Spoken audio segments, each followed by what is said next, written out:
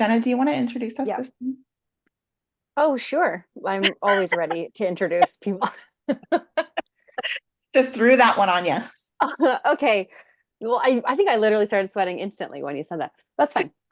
That's That's great. why it's just like I'm in video. I encourage you. Okay. Hi, we're Jenna and Ash. This is not something I don't think I've ever done this. I should. And we're here. You can continue now. That was great. Thank you. Okay, so Raddatz and Shouldice. I should have put our last names in there. that's okay. That's okay. So We'll figure it we're yeah, exactly. We're going to be I'm Ash Raddatz, and this is my friend, and I always want to say lover, but you're not my lover. My love, Jenna Shouldice. And we're going to be hanging out today to do a couple of portfolio review type things, as well as reviewing a couple of websites and giving feedback where we can, in hopes to help not only the people's work and websites that we're reviewing, but also anyone who is tuning into this. Yeah, a little about us.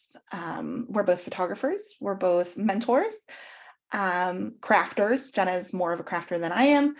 And we have a year-long mentorship program that we teach together. And it's really amazing. You can find out about the details. I will post the link to it. But beyond that, I think we should get started, and then we can talk about that at the end if we want to. Okay, yeah, sounds good. Is that okay with you? Yeah. And then there was something else I was going to mention. Oh, if you have any questions, go ahead and add them to the comments. Or if you're on the Zoom with us, you can add them to the chat here or raise your hand. Either way you want to do it, we'll get to you as we can. And am I missing anything, Jenna? No, I don't think so. Yeah, definitely feel free to participate. Yes, we like interaction. Enjoy that. Yeah. Yeah. And also just like a little thank you and nod to the people brave enough to submit stuff for us, because it can be sweaty. And I'm just proud of you for doing that. So thank you. Me too.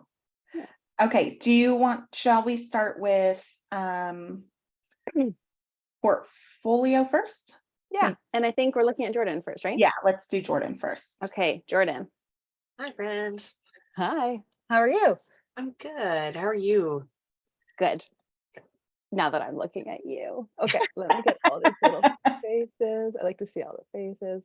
Okay, Jordan, tell us about your portfolio. So you've taken the mentorship before.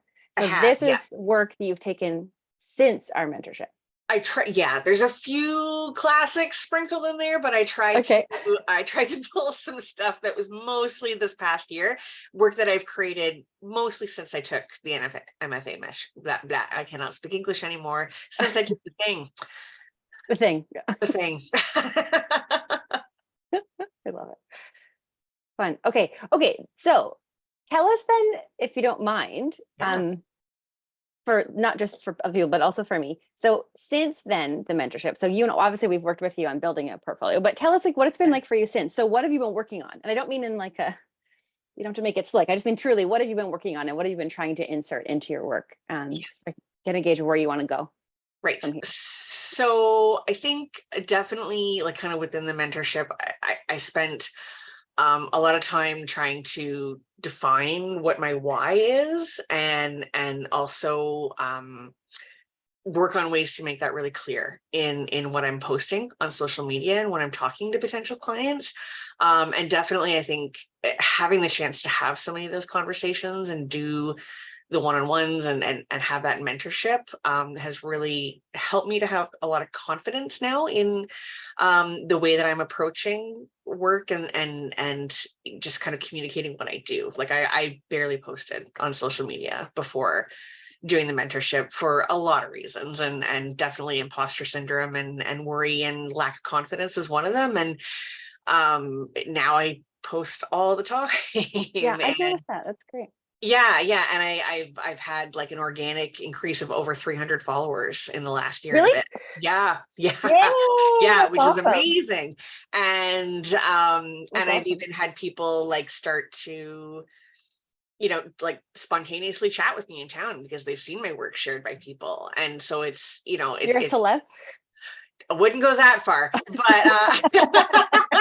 but it was exciting. I had a couple people. Some woman at the grocery store asked me if I was Jordan Lyle, which is insane. Cute. But it was because I've had some lovely people who, and I think it's in part because I've really improved on communicating how I do and why I do it and what's different about what I do. And so the people who really resonate with it are sharing it more, and other people are seeing it. And I don't know that I would have been doing that had I not done the NMFA, the acronym that I'm struggling to say. NMFA, just to fill that in, is Thank you. it's our year-long mentoring program where I don't we know work why on. I'm stumbling over the words. I'm That's sorry. okay. Because We work on both photography and business, or if you're not doing business, then we work on what you want to do with your photography and how you want to get it out there, and how you want to show up in the world with it. And it is a year-long program. So Jordan's saying she spent a lot of time thinking about her why, and I'm sure it takes like of the program.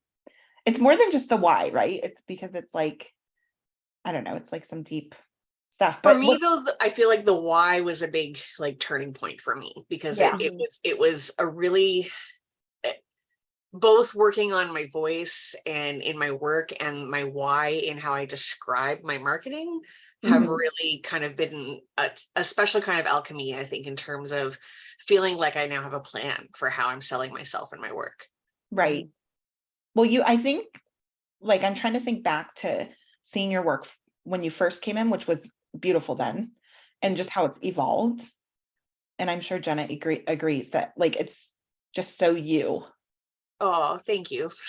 Yeah, I mean, I'm sure everybody can see that Jordan has a very specific, like, I don't know, there's something really playful about it, which of course you are. So like one of the kindest, funnest people we know. Aw. Okay, so that was like, well, should we just write down everything you said? I did not ask her to say any of that. I didn't Just either. to say I didn't that was not prepped. That was really sweet. Okay, so Jordan, so what do you want to get out of today then? So how can I help you now? So Yeah, so I mean, I Yeah. would just love, like I said, I tried to put there's probably about 80 to 85% new work in this grouping, and so I would Yeah. love some feedback on what you think are the standouts. There's a few that I really like the moment, but the lighting was terrible, like the conundrum that happens when you're working in someone's home. But yeah, I think I would love to just kind of hear some general feedback about maybe what the standards are and what should get incorporated because I'm looking at revamping my website this year, and I want to update it with some fresh pieces in the portfolio there. Yes. Okay. Great. Okay. And then Ash, then why don't we do that together? Yes. Okay. So you know what? One thing I will say, okay, now granted, I know your work from before. So this is coming from having known something, but I just want to say that it's kind of fun to see you getting so much closer. Yeah, I agree. That is a big thing that I worked on coming out of the mentorship. Yeah. That's so exciting because so like, let's just take this little, I love these two. Me too. I'm obsessed. I know. Okay. So Jordan, tiny little cropping, watching just like the little bit of the edges on some of your things. I think like, here, okay, my crop tool isn't on. And then, like something like this could be cleaned up just a little bit. Yep, So okay. before we were working on like a big crop to get you closer. Now I think just work on tidying up a little bit to get our eye to go right to the content that we want and not be as distracted. Okay. So just watch that kind of stuff. Which of these, like, do we have to pick between? So I know cute. it's hard because they're both brilliant. There's something I think this one. I know it's so good. But there's something about the chair one, like this, I you know. can see their size difference, but the chair one, it feels like boom in your face, the size difference, because I Granny's know. head doesn't even go over the chair, Okay, this is like, I wouldn't do this to the actual picture, but this is just a different way that you could look at something like this too. Yeah. Like really exaggerate these little legs, like the difference in them. Again, not in post, but like maybe in the field. Yeah, there would have been an opportunity to take a second one closer up if Yeah. that makes sense. They're both so cute. I mean, I'm inclined to go this one because of the interaction. Yeah, right. Just because it shows the other one, you can't tell like how she doesn't look uncomfortable, but here you can see that we're all just like together, which I think is part of your message with that, right? So I do really like that one. I think this one is super fun. Is that new or old? That's one of the older ones, but I hadn't included it recently. Yeah, I also think this is really cute. I love their little freckles. Um, okay, any other standouts for you, Ash? I mean, wait, let me just decide. Obviously, I love this one. Yeah. I think this is great. This is new. I love how Yeah. this is so sweet to me. Okay, and I can see that you're working on, so we have talked about, are you working on, I think, adding some like different types of emotion into your profile or your portfolio? Yes. Yeah. Yes, I am. Okay, so I almost like, oh, do we want that little kid space or do we go right into this? What do you think? I don't know. You can decide that. Okay, so I think I can see that going there. So one thing I would encourage you to do is keep going with that. Okay. Keep looking for some of that more tender stuff. And the thing is, where's the other one? Maybe this is the tender one. Here, Yeah. I'd love to see the little hands. When you're looking for tender and you're shooting for tender in your portfolio, the reason it's going to be, so you're working on getting close, but getting close during funny moments is still the easier part, right? So in Yeah. terms of pushing yourself, it's like during those softer moments, giving yourself that same trust and understanding that you're welcomed into them and that it's okay for you to be there. Mhm. And it's like a new level, and correct me if I'm wrong, but I think it's probably going to be like a new level of comfort Yeah. to integrate into your experience. Yeah. But I'm excited to see you trying that, and I think you should keep going. Okay. That's awesome. Um, yeah, you know what? I like this one, but I would crop it. What do you think, Ash? Do you have any? I'm thinking crop too. Just because I like her face, like, yes, the kid is really cute, but I think this is a really sweet moment, and the other stuff is just distracting me. Okay. Whereas, let's just go into here with the mom. I think this is funny. I mean, humor is so easy for you. I agree. I think, right? Do you find it easy? It's definitely my comfort safety place, and that's why I want to start having like feeling confident, capturing more uncomfortable, Yeah. quieter, soft. Not maybe uncomfortable is not the right word, but you know what I mean. Yeah. Yeah. And also, when I say easy, let's not necessarily like, oh, this is too easy. It just means like, look how easy it comes for you. You know, like you naturally, it's like I know you have to work for all these, but you're making me feel like you don't. And that's actually quite positive. To me, it Oh, feels like, you're drawn to it, they happen for you. And so regardless of how hard you had to work, that's what you want the viewer to feel. yeah. Yeah. Gosh, sorry, I didn't mean to talk over you. That's okay. I was interrupting you. I wanted to ask you, so we have the 3 couch with mom and boy here. I'm guessing mom. Yeah. Or the 3 same people. I guess the one before that isn't the same scene. Mhm. And obviously and I mean, unless you're doing the full session as like a blog post on your site, but if you want to add this for portfolio reasons, Mhm. do You you would want, narrow it down. yeah, Yeah, do oh, you for want to, sure. Yeah. I assumed we'd be pulling like just Yeah. one maybe from the Right. 3 of those. Yeah. and did you want us to help you narrow that down or? Yeah, I mean, it depends on how much time we have, but I would love it if like, I you am know, flagging as I go here. yeah. What If we could kind of finish with a flag group, that'd be amazing. Mhm. What's your favorite of these? I kind of like this jumping one, or this like it's full of emotion. Yeah. This is really cute. I love this. In terms of a board game, I think this is a great moment. My eye is definitely going towards this highlight. So Mm, you've nailed the moment here, but what I might do is adjust in the field. I would know that that's kind of like a thing that's going to get in my way. So I might be adjusting my composition to accommodate for that. And almost like shooting, you'd miss mom, granted, but shooting towards the kid would be a nice clean background. okay. So you'd have to experiment with, you could go from here. You might be able to get mom from this side. So just Yeah. experiment with that kind of stuff. That applies to everybody watching for highlights. Ash, do you have any opinion? Do you want to? No, I agree with you, the black and white with the jumping. Again, you don't need to include this in your portfolio necessarily, but if you were hoping to choose between one of the 3, I'm feeling like the tension from mom in that one is really great as well. And so that's what I'm going for. Okay, I'm going to include this one as a placeholder. And I think that now I guess it depends on what you've got in there already, but I think like we already talked about, I think you can increase your tenderness. Like that's does that phrase work for you? Like, I know that you're looking for that, Yeah. and I think you can add it in so that you Yeah. can show more of a range of the family experience. And of course, I know that that's in you. Like, I know that you're a very dynamic person. So I'm excited to see when you do explore that, what that's going to be like for you. So I'll put it there for now. Okay. And then I would aim to just keep going just keep going with something different than playful and fun and silly. Having said that, you are playful, fun, and silly. That's part of your brand. Like, don't get me wrong. I think that that's great. I'm not trying to take that away from you at all. I want you to keep that skill Yeah. and then just expand on it. Yep. I completely agree with that. Thank you. I love this one. This I one I do think is cute too. Some I might narrow down at the end. I do think this is fun. Again, just a little, I think some of these, whoops, just a little bit. Like, I'm being a little bit nitpicky, but just getting a little bit closer to some of this stuff. Sometimes we, I keep doing this. Sometimes we compose things just because they're there. Mm, So in this case, I think maybe you've composed the barbecue. Does that make sense? accidentally, yes. Yeah, because you're like, oh, it's a whole shape, so I have to put the whole shape in. Or sometimes we do it with light switches where we're like, I need the light switch because it's a rectangle on the side, but we don't necessarily need that. So just keep that in mind, and that applies to everybody. It's a thing that we do, like, it's a tendency that I think that people have. I think this is a sweet moment, Jordan, but I think your eyes go here. Yeah, Yeah. that's fair.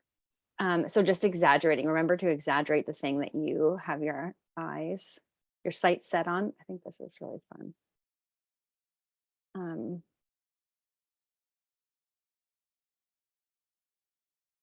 I think this one might have been a few minutes after. The photograph might be a few minutes after this, That's once fair. they're all on. Did you keep shooting though? So I did, yes. And there were some cute moments, but nothing stuck out.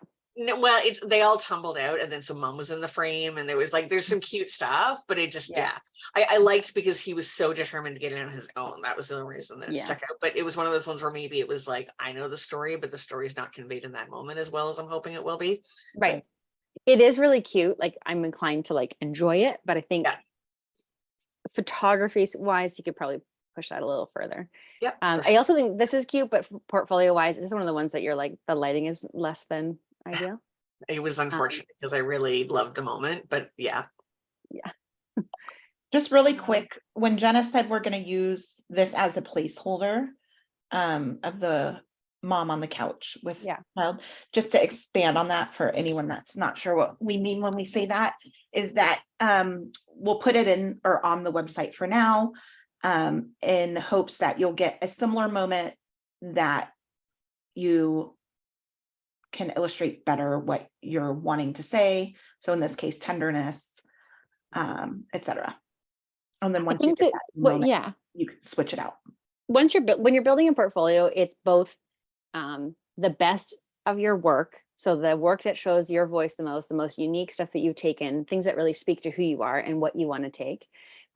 It's about what you want to do in the future. So who you're trying to attract, right? And then what kind of client you're trying to work with. So if you're wanting things, for example, like this, that are like a little more tender or a little more intimate, you're going to have to show that to a certain extent up front to get people to kind of like let you into those moments. And so there's like that, and that's where there's a placeholder would work. So you have a thing in here. Is it the best one that you've got? No. Is it as good as some of your other ones? No. But when she goes out again, then families will be more open to it. And then she's able to she's going to work on that, obviously, and then replace that with something stronger when the time comes.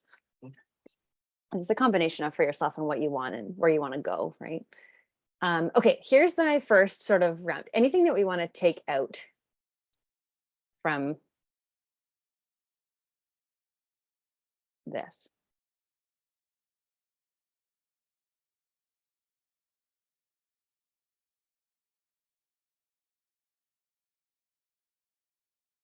Some of these eye contact ones, I don't like. I still like the moments. I think just keep in mind when you're shooting with eye contact that sometimes like a sliver of a second later, kids can shift their eyes. So that's for just a general feedback kind of for everybody.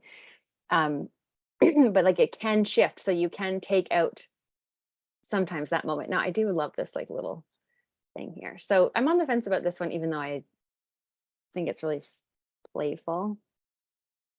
So I'm gonna maybe take it out for now. Ash, anything that you think should come out?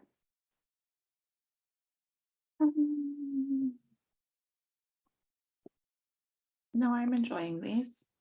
Yeah, I think that these are my favorite. I feel like you get it. Yeah. my absolute favorite is the very first one. The very first one. Yeah, it's so sweet. I love it. So do I. And the t-shirt and everything. Yeah. And I know that that's something you were like, that's very personal to you. And like drag story time is so awesome, but gets so much flack. So like, it's a great thing to celebrate. Yeah, it's the beginning of a small little personal project that I'm working on. So it's nice Yeah. that it stands out. Yeah. Yeah, it's a nice beginning. I think you get a sense of, I think you really do get a sense of who you are by looking at these. And so what I would do for you, this is maybe also on the fence. It's fun though. So maybe the pillow one, or you can decide whether to include it or not. I think you really get a sense of who you are here. Awesome. Thank you. And then what I would do is compare it to what you have, obviously, put it in, take your current portfolio, and then, if there are repeat moments in it, you consider if there's two types of two similar, go with your strongest. Okay. So it's not that you have to automatically add all these in. I would still evaluate which is the strongest of certain types of settings or emotions or people. Okay. But these are ones that I would say for your consideration. Awesome. Yeah, really fun. Any questions before, like, about what's next for you or anything like that? No, I think, I mean, unless there's anything you want to add, I definitely absolutely agree with like getting more comfortable with getting in there for the tender, more quiet, sensitive moments too. That's kind of my next step in terms of my confidence. Yeah, thank you. It's the same skill. It's just that it's a little bit different application. Yeah. Yep. Absolutely. Yeah. Absolutely. Yeah. And I don't know, like I said before, I know that you're a very dynamic person. So thank you. It'll be fun to see what you get when you're in there. Awesome. Thank you so much. Thanks, Jordan. Thanks, Jordan. Okay. Okay. We keep going portfolios then? Yeah, we'll do that. Ebony? The website. Is there a question in the chat? Oh. Too long. Do you want to answer that one? Evan's question, do you see it? Yep, I do. So the question is, do long, mainly single page websites do better these days, or is it multi-page websites still work to convert? Does that make sense? Yes, your question does make sense. So like a very long scrolling website versus one that takes you through page after page to get to other information. I think it's going to depend on what it is your goal is of the website. And like, quote unquote, these days, it's hit or miss. I will say that in my perspective for photography work in particular, I prefer multi-page website because it allows you to go deeper in and lead people who are visiting your website on a journey.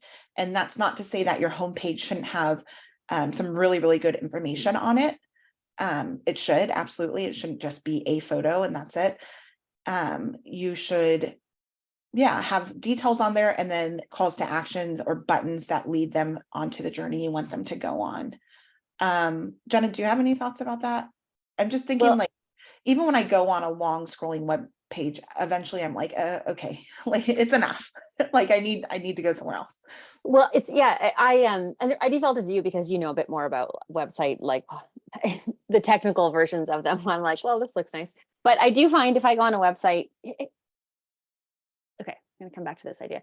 When I go and I scroll down, I'm still looking for more pages after I'm done scrolling because the scrolling is so quick. So then I'm going, are there more pages? So I don't, if you're gonna, I like a little bit of both.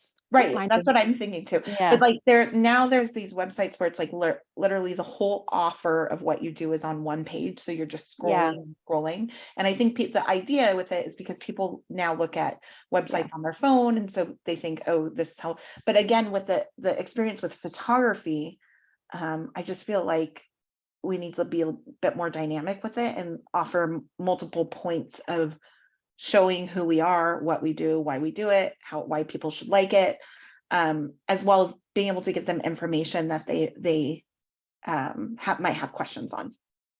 And to be able to do that one page is a lot. Sorry.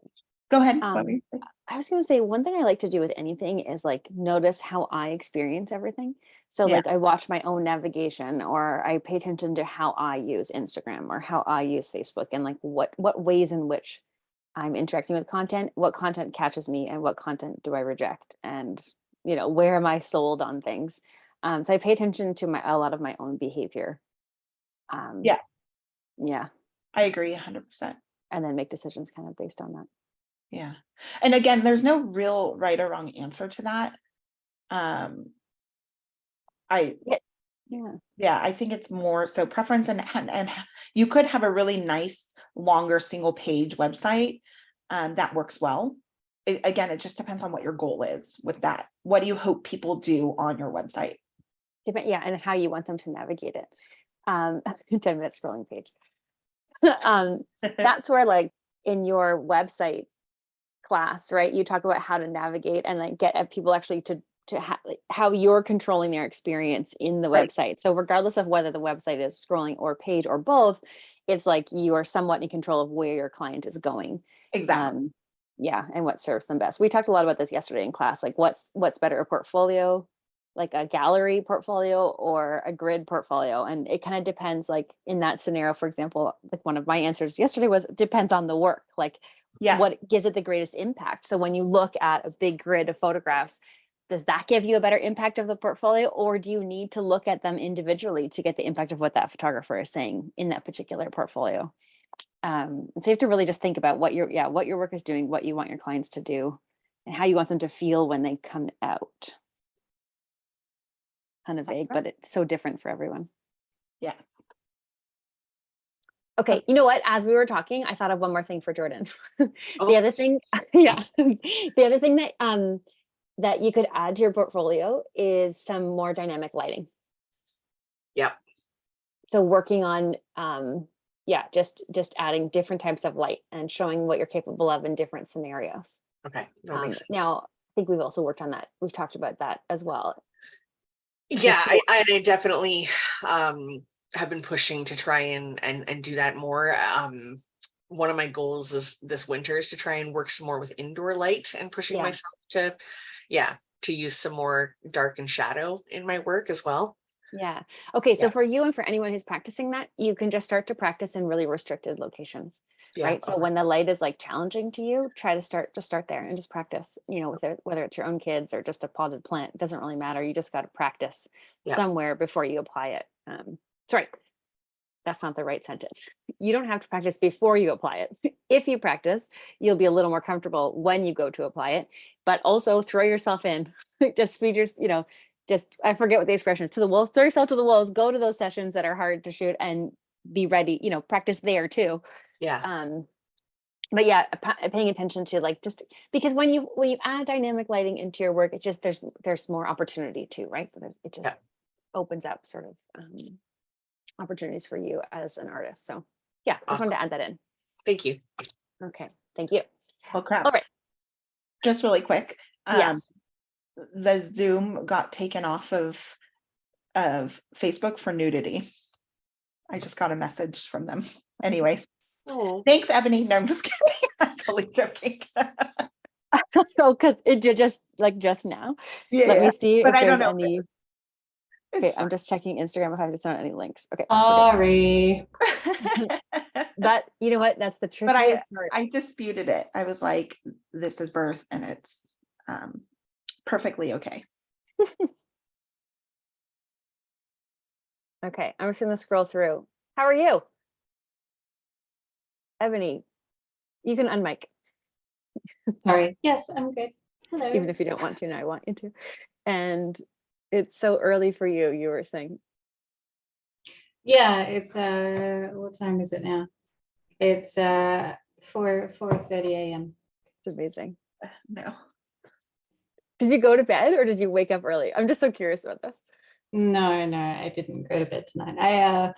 Okay. We've got a few things to do before my parents get here to visit us for the holidays, and I would just like everything off my list. So I decided that tonight was one of those nights where I just give in to the urge to binge on everything I need to do. So when I saw your post in the Facebook group, I was like, that could be a good motivator for me as well. I need to stay up for it. I know, and so it's totally unrelated, but I was just curious because I could never get up before the kids. Like I would disturb the whole family. So, but staying up, that makes sense to me. I could stay up.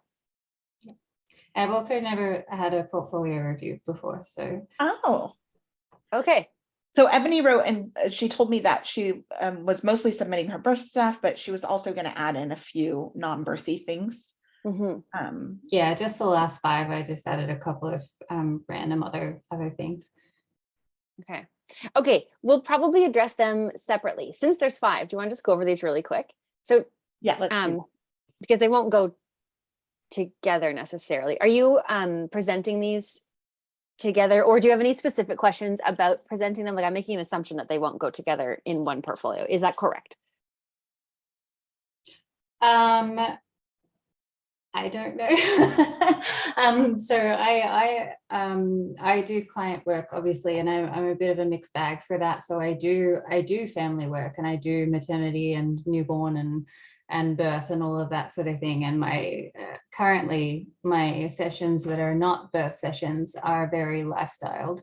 And I don't want to be that way anymore. I would like to be moving much more toward documentary, because that's where I feel comfortable. That's the thing that has attracted me to birth in the first place. I can tell stories the way I want to tell them, and that's how I like to take photos of my own kids, and anyone who will let me. So I would like to be moving more towards that. So this, I mean, that image there that's on the screen at the moment is a bit borderline lifestyle-y, because they got all dressed up for this session, but then they went out into the yard and started just doing farm things. So that was just their everyday, that I was able to just like shuffle around and take some images of them just, you know, living their life. And I love this image. I just wish they weren't in fancy dresses. You know, there's a balance for me in that, okay, if you have, I'm going to say this and I'm going to address the other things afterwards. So if you have a portfolio of all families dressed up and they're all dressed up, it's going to look lifestyle for sure. But if you have a documentary family portfolio and some of them are dressed up, it's not necessarily going to give off the idea that they all have to be dressed up.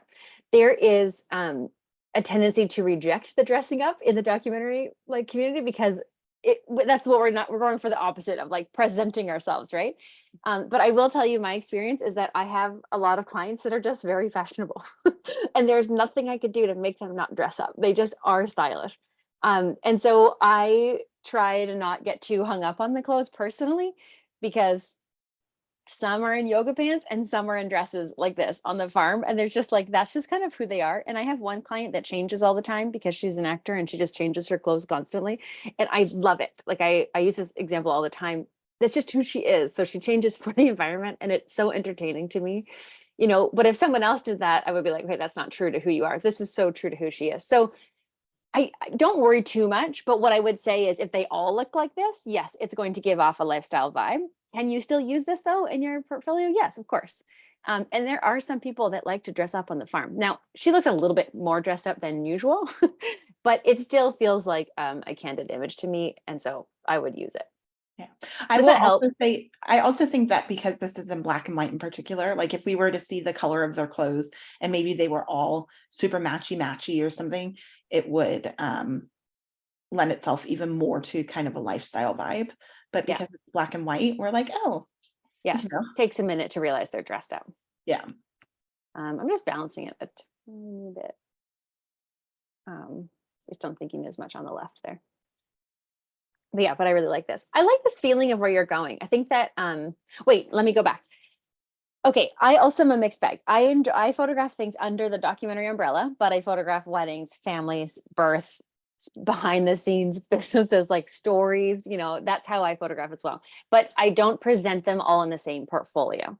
So you've got enough birth that you can do a just single birth portfolio. And then if you have more or you're developing more, develop more of a family portfolio. That means they can still be on the same website, but I wouldn't mix them together. And I wouldn't at this point, like, I'm happy to discuss them. So I'm happy you sent them today. But if you're making a portfolio, you have so many birth that if you then put in like just a couple of family, it's going to feel a little bit out of place. Instead, when you keep them separate, it allows your client to go, okay, especially with birth and wedding, this is my opinion. People looking for birth are looking for birth. They're going in for the birth photos, you know, like they want to see what's it going to be like. So when they see someone dressed up, here or like at a wedding in a birth portfolio, it's like that's wildly irrelevant to what the birthing process is like. And then when people are going to look at weddings and they end up in a like they end up looking at birth like back to back, it's so again wildly irrelevant to the wedding process because you're going to be in a ball gown, you know. So I find those particular things present strongly in different portfolios. There are exceptions to that rule, which is if you're starting out in all of it. Okay. So if anyone is starting out and you just have like, you know, your portfolio is like not strong enough in any one of those genres, then you can make a mixed portfolio and just, so this is what I do until you get enough people that you can show more work. You can also show features. So you have a portfolio and then you can show like, you might have a general portfolio and then you can have, and here's what a full birth looks like. Here's what one wedding looks like. Here's what one family looks like. That's an option for people that are just starting. This, Ebony, may not be relevant to you, or it might be, but I'm applying it to a few people. And then you expand. And so as those things grow, you can make them, you know, you can start to separate them out a little bit. So it's like, okay, now here's a birth portfolio, here's a family, and here's a wedding. And yeah, I think that they can be all on the same site if your style is somewhat consistent. Well, is consistent, right? Then it's the same person shooting it. So for the purpose of today, I'm discussing them separately because there's so many birth and just a couple families. So does that help? Does that resonate for you? Yeah, for sure. I mean, and it's something that I already understand. I just, yeah, I wasn't sure what would be the best thing to go with for this. Yeah, well, there's a different setting, so that's totally fine. Yeah. Yeah. Okay, and then so with these, so I can see where so if you're transitioning from lifestyle into documentary, it's kind of fun. You're going for like, I have a feeling of like you have a feeling here, you know, there's like a feeling, and it's non-literal. It's not like heavy moment based, if that makes sense. Like there's moments in here, but it's a little bit quieter. I really like it. And I just think you've got to keep going and just keep pushing yourself in that direction. And then, you know, if you don't want to do lifestyle, just stop doing lifestyle. Meaning like you're never going to get to that other side unless you just go for it. So again, that could be applicable to you or not, I don't know, but for anybody is on the fence, if you don't want to do lifestyle, don't present it that way anymore. Just stop. Don't control what people are doing. And just say, we're going to go as, you know, it is going to be candid. I am not going to tell you where to stand. I'm not going to tell you how to dress. Dress what makes you feel comfortable. That's always what I say. Wear what you feel good in. You don't have to be dressed up, but you don't have to be dressed down, you know, and like, I'm not going to control any part of your day, and just go for it. Just take the leap and start shooting that way.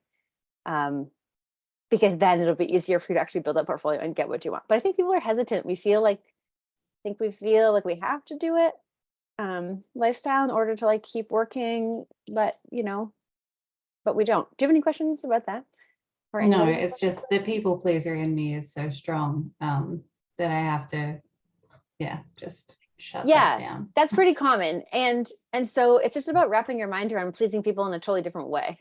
Yeah. Right. Yeah. And like, it's totally, I mean, like when I first started photographing my family, it was the places that I came to first were all documentary. That was my first love and first influences. And then I just let my head be turned by everything else. And I thought that that's what a photographer did. And I'm slowly unlearning that. You know what? Arguably, it is what photographers do. There's like a process. There's a learning process where we inevitably go like, oh, and we emulate things, right? And then during that emulation and that time of experimentation, you kind of narrow down, oh no, what you're interested in and what you are not interested in. I've done all kinds of wacky stuff. Like I've done spot coloring in the studio. Do you know, like the stuff I did as a student, I was just lucky enough in that particular case to be in school where I could do all that experimentation. Like none of that, you know, and when you go back to the very beginning of what I photographed, it was none of that. Like it's very much similar to what I do now, only not nearly as good. You know, like it was like more, now I've fleshed out, I've practiced it, whatever. But the heart of what I liked in the beginning was very candid and real life. And then you experiment. And I find that even with crafting, and I like that we bring up that we're crafters for this reason, you know, even when I'm experimenting with something and I know kind of my goal of what I want to make, but when I'm learning it, I'm like, well, that's interesting. And that's kind of fun. Why don't we try this? Even though it's not actually what I want. right? So like I'm doing pottery right now, I'm experimenting with all kinds of colors. What I really want is not that. What I really want is like striking black and white pottery or like low colors, black stuff, so I'm starting to get closer to what I want now, but there's that time period where you're just like, so that is okay. So just be easy on yourself about having done that. It's kind of like dating, where you might Yeah. you might date the bad boy or like the good girl or like whatever it is, and then you realize you're like, oh no, I really want the nerdy one, Yeah. I want the one that helps with the dishes.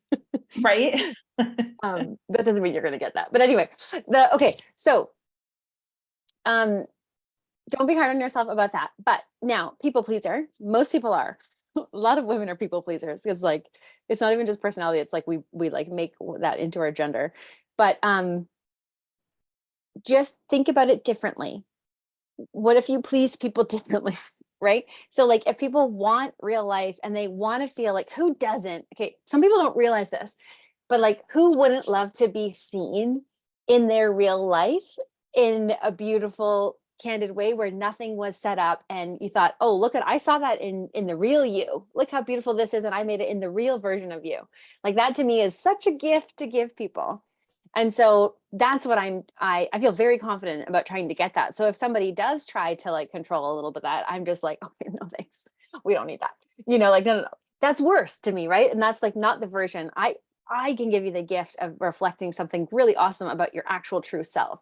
So start thinking about people pleasing, the other aspects of people, different types of people, and just, on the flip side, if that isn't resonating for you yet, there's lots of ways where we can work on that mindset. But just know that like it just might require you taking a big leap and just going like, I'm just doing this now. And if you get into a lifestyle situation, so this is for you or anybody, stop posting it. So if you get stuck and you just have to do a portrait or you have to do lifestyle or whatever, and you make a good lifestyle photo, be proud of that lifestyle photo. Don't put it in your portfolio. And that's only if you don't want to do lifestyle. If you love lifestyle, put whatever you want in there. That's fine. But if you don't want it, don't show it. Okay, that's for anybody. If you don't want to do it, don't show it. Doesn't mean you can't have done it. Just don't show it for the future person. So here, I just get a feeling for you, and I'm kind of excited about what you might do with it. But I think it really needs some experimentation. That's the truth. You just need to keep going with that. Keep shooting and putting yourself in those candid scenarios. And yeah, I like that it's not so moment heavy.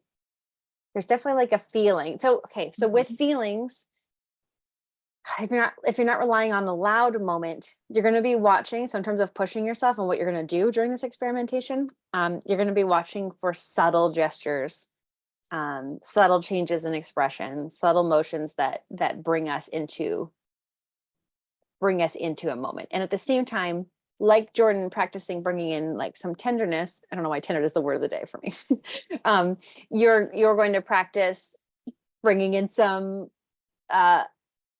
bigger moments as well. But I know you're also capable of that because I can see it in your birth. So it's like trying to meld your two selves, like your birth self into your family photography self. And maybe that's actually the best way to say this. Think about how you shoot your births and shoot that with your families instead of feeling like your family photographer is a little bit different, because right now it might be a little bit different. Does that resonate? Like you act differently as a family photographer than a birth photographer? It depends on the family that I'm with, completely. Okay. Okay. So prep them in a way that allows you to act like your birth self. Okay. So prep them that way. Just that's the leap you're going to take is prepping them. You're going to say, that's what we're doing now. It's better it's better candid. That's what you're going to say. If that's what you believe. If someone's listening that loves lifestyle, just know that's okay. Yeah. Just please do what you love, Okay, so you've got a fun birth portfolio. Do you want to talk about it, or do you have any questions in particular you'd like us to address? I know it's your first one, so. I guess I'd just love to know any insights, things that you see. And I agree that I tend to be drawn towards quieter moments, even in the birth space. I find that I look for a lot of like symmetry, and I look for a lot of simplicity, and I look for a lot of detail as well.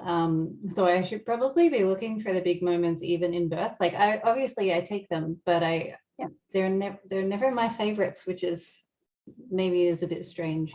But I don't think they have to Not be. strange. No. Yeah, they don't have to be. No, they don't have Yeah. to be. And here's the Yeah. difference. With anything, this applies to, I recognize some of these. You've submitted these, I think, okay? With anything, sometimes our favorites all end up in kind of one category usually. Like you're saying, here's more tender. That's also because you're drawn to tender, and you're doing a beautiful job with that. Some people, for example, will find that all their photographs of one child are really great, and they're trying to get other kids, but the one child, like when it's one kid in a frame, they're great. It's just that right now, that's what you're executing the best. So in a louder moment, perhaps it's not, if it's something is louder or bigger, perhaps nothing is speaking to you, like, or you're not able to fine tune exactly in that loud moment what's speaking to you. And so right now, those photographs aren't resonating with you as much.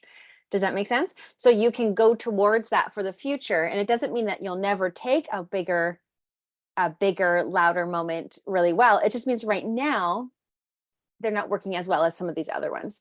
So it's just about practicing them. And the reason I also say to like expand your repertoire, like I think finding your voice is really important. Having a consistent voice is really important. That's like pretty much what we work on in the class the whole year. Or anytime you work with either one of us, it's about your voice, to be honest, even outside of this class. That matters to me the most of anything. But you also want to feel capable when it's not quite as obvious to you some of your favorite moments. So for example, family photographers really love affection. What are you going to do if a family isn't affectionate? You still have to take good photographs of that family, right? And so that's why we add to our skill set kind of always. And so what do you do if it's not evenly lit? You want to be able to shoot in contrasty light. What do you do if there's more than one sibling, or there's only one sibling, or there's a baby? Like those are the things we have to practice. Whatever's hard for you, we practice so that we're capable in those scenarios, not because I'm trying to get rid of your original, like what you're drawn to in the first place. Does that make sense? I want to make sure I clarify that for you and everyone. Yeah, for sure. Okay. So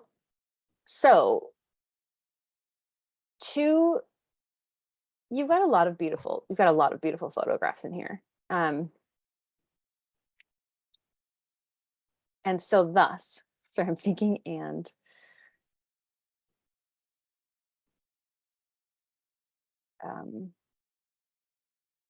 thinking and flagging, which is stupid. I should stop doing that. But I have an idea for you that I want to just kind of get at. To push you in this setting, you are obviously very observant. You seem calm. Like I don't feel panic from you, which is really great. Like I just feel like you're comfortable in this environment. Is that true? Probably. I mean, there's, Yeah, I don't get I'm a pretty sense. chill in chaos. Yeah, and it feels, and that feels really good. I get a really good feeling from these. You can tell when someone is feeling like panic at birth, because the photographs feel not quite as intentional. So to push you, I think you're going to have to go towards what I would say is like hyper vigilant observation. So like you're already kind of there. And so now I think you're going to push towards like an extra level of gesture. So like this one is like so close, but in the end it falls short for me because of there's not that extra little piece of gesture, and it's so close to being great but not there yet that then it comes out. Does that make sense? So it's like you're almost like at the point where now it's harder, but you're so close to like, so but I mean by so close is here like maybe a hand on the baby's head, like the way she's maybe touching like gently. And I know you're capable of that because I can see it in other photographs. Like I love this. Like, I love that it's not just her looking at the baby, but you chose her reaching for the baby. Like that seems like a very intentional choice. I love there's two, obviously, but like, I feel connected between this whole thing. This feels very connected because we've got him connecting with her and the baby. And so this one is so close. It's so beautiful, but they're not quite as connected as some of these other ones. Does that make sense? So I'm pushing you like towards getting that in here. Yeah. I love this red. I mean, this actually might be fine, like it, but I'm wondering, is there anything else? Like, is there some other way that we can show just an extra little gesture, or the belly, or like just a little bit extra something to make it amazing? It is a great photograph, but can we make it amazing? So you're going to be pushing towards extra little things. This I really like. For example, I would actually even take out this information, make it even more confusing where you are. I don't want to see that you're coming from, like, don't explain to me where you're shooting from. Taking out the light source or some of the context can add mystery in a way that's really enjoyable to the viewer. But I think this it feels really good, but then is there like an extra little bit of connection or gesture that we can go with here? Like, there is this, but would I prefer if she was looking at the baby, or like maybe her hand was on her foot, or some extra little connection that you have in some of these other photographs? You can still use it. I'm just talking about how to push you. Some of the verticals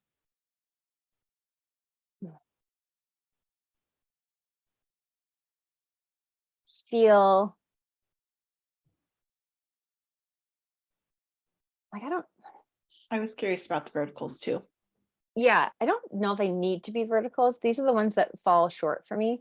This is cute, but something about this doesn't feel natural, and we don't see this way naturally. So verticals are very hard to do really well. But one recommendation I have is, when you are going vertical, is do vertical when the content requires you to go vertical. So here the content doesn't actually require like a vertical setting. And so I think I would go back to horizontal. And here again, you're looking for like a very subtle gesture, or like, I mean, I do love this expression, but maybe it's the cramped nature of it that's taking me out of it. There's something that feels like kind of cramped. Now I'm pushing you and also simultaneously telling you that a lot of these are great. So I don't want you to take me pushing you as negative. Like this is, yeah. This interaction is quite sweet. I might crop this a tiny bit. We didn't give a little spiel at the beginning of this like we did last time, which is to me, looking and critiquing at work is like, it's so thrilling, and it's nothing to do with what the past, like whether you did it in the past or not. The reason to look at work now is because then it gets our brains opened up to ideas for the future. Do you know? So it's like, it's not a pass or fail. We don't critique to pass or fail, or say like, yes, good job or bad job. It's more like we're brainstorming and they're a puzzle. And so it's kind of fun for me to think for you, like what's next in your puzzle? Does that make sense? Yeah, of course. Ash, anything you want to add as I'm like going through all these? No, I think you're nailing it as usual. There is something I like about that curl photo, Jenna. Which one is that? With the top row, second to the right. This one. There's something about it. Yeah. That I'm drawn to. Is the curl the intention? Yes. It was a very like super woman sort of moment, and I thought that looked very much like a Superman curl, and I liked it. So I wanted to isolate it. There's something about it that is really. Do you think that helps it? Yeah. I think getting even more into it. So really taking your intention and like, I love to say shoving it down my throat as a viewer. Yeah. Like really make me know, like instantly, don't give me any questions. So the first quick glance to me, I was looking at what I was missing was here, but you're right. This curl is kind of interesting. So I think bringing it in a little bit and away out of here, out of the tub is helpful. And I don't necessarily think missing something at a quick glance is a bad thing. Like some photos are meant to be read really fast and some are meant to be read slower, and that's okay.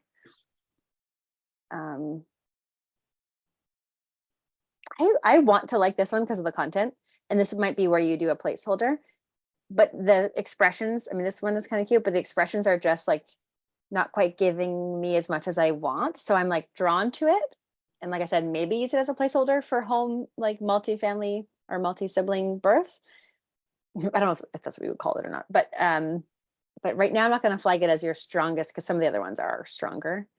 This is an example of these two. Actually, these three, unless now I'm questioning everything. Is this about this stuff? I mean, Just the baby. there, I was probably using a wider aperture than I would have wanted to, just because of the lighting situation. But I liked the ripples in the water, and I liked the pattern of baby's hair. I always like to take a couple of anonymous photos of the babies too, so that people have those to post if they don't post their kids' faces and that sort of thing. So I really like a photo of just the detail of baby's hair and that sort of thing. So that's probably what I was doing. Okay, thanks, Jordan. Okay, this is a good one for discussing both those things. One, so like I said, in terms of shoving it down my throat, like if it's about the water, this would be fine with this aperture, but it's not like really about the water right now. I can see what you like in it. Currently, the photograph is more about the baby's head. So I would actually almost, I think I would choose, the water's more subtle. So I think I would choose the water to like, in terms of actual literal focus, so that we come down there. And I would bring your composition away from all this other stuff, because that doesn't support your point of view. Whereas down here, if you're comparing, or like, and again, in person, you would do this, get as close as possible so that it's like maybe even angled on this, in this case, so that it's more like swirly. There's not as much swirl on this baby. So like it would be great if there was a huge swirl and a swirl in the tub. So again, for the future, not the past. That's the way that I would approach this. So all this other composition isn't lending itself to supporting your point, but I do like what you saw. So it's great seeing. It's just a matter of like using the craft, using the tools at your disposal to make it better. When you're shooting anonymous or like simple anonymous photos, you have to work, like almost like I was saying, you have to work extra hard, because you actually still really need a gesture in there so that it's not just anonymous, but actually still brings us emotionally tied into it, right? So it's like, I think it's a good intention. Keep going with that. I'm not saying don't do that at all. Just work extra hard to get, well, exactly that, like a gesture or some movement that brings us emotionally into the moment. Anonymous photos are really fun and hard. So it's like in family, for example, everyone loves like a baby's butt, but like a baby's butt is not enough of a photo. You have to have something else happening, or some other part of the butt that is interesting to make the viewer really, to really bring the viewer in, or like to make it resonate with us beyond just looking at a cute butt. Does that make sense? So similar with the baby, you got to work really hard with the babies. Now, this is where, I do think this baby's expression, for example, is really sweet. So like that's an example of a subtle thing, but for some reason, just the way that it's composed takes me out of it somehow. But like even that might bring me more in. And so same with these just need a little bit of extra something. Now this one I was going to say, if like, for example, you want to show this little tiny baby, I would almost make this graphic, like pull back a bit and show like the little blanket and the baby and all the bed around the baby to make the baby seem really small, and just lean into making a design-based graphic image. Whereas when it's really tight, like it's a cute baby and the parents will love that, but you don't need to put it in your portfolio because it doesn't say anything about you. Does that make sense? And your portfolio is very much about you, and what you have to say about what you see, and about humanity in the world. That's what a portfolio really is for. Same here. This is cute, but it's like a lot of action for me. What do you want to say about this? And actually, if you tell me what you wanted to say, I can help you. Unless it was I don't know. I just love it. I love the way he's crunched up, and I love that you can see that he's just had his cord freshly tied, and he just looks like he's so happy to be here, and he's only been here like maybe an hour or so. Yeah. I don't know. Okay. And so there's something soft and squishy and lovely. Okay. So there's this difference then, and this is what portfolio is about, is like figuring out, like kind of like I just mentioned, what is it that's going to bring you, let's flag this one too, because I do think it's good. It's about bringing in people that don't know you, that are sifting through all kinds of other birth photos and cute squishy babies. And it's like, what is it about Ebony that's going to stick out, right? And that's what a portfolio is for. So pleasing the client and making really great photos of their baby, like they're going to love that. It is adorable. But in your portfolio is a different, we're talking about a whole different thing. Yeah, does that make sense? It's like it's a different way of looking at it. And we look at it outside of we have to be like a little bit outside of ourselves. This is another one that I would like, something I want to like change I don't want it to be vertical, but because it is potentially a visibly queer birth, I would leave it in as a placeholder because it's inclusive. So let's look now at what I have. These are what I think are your strongest here. Hold on. I want to show you.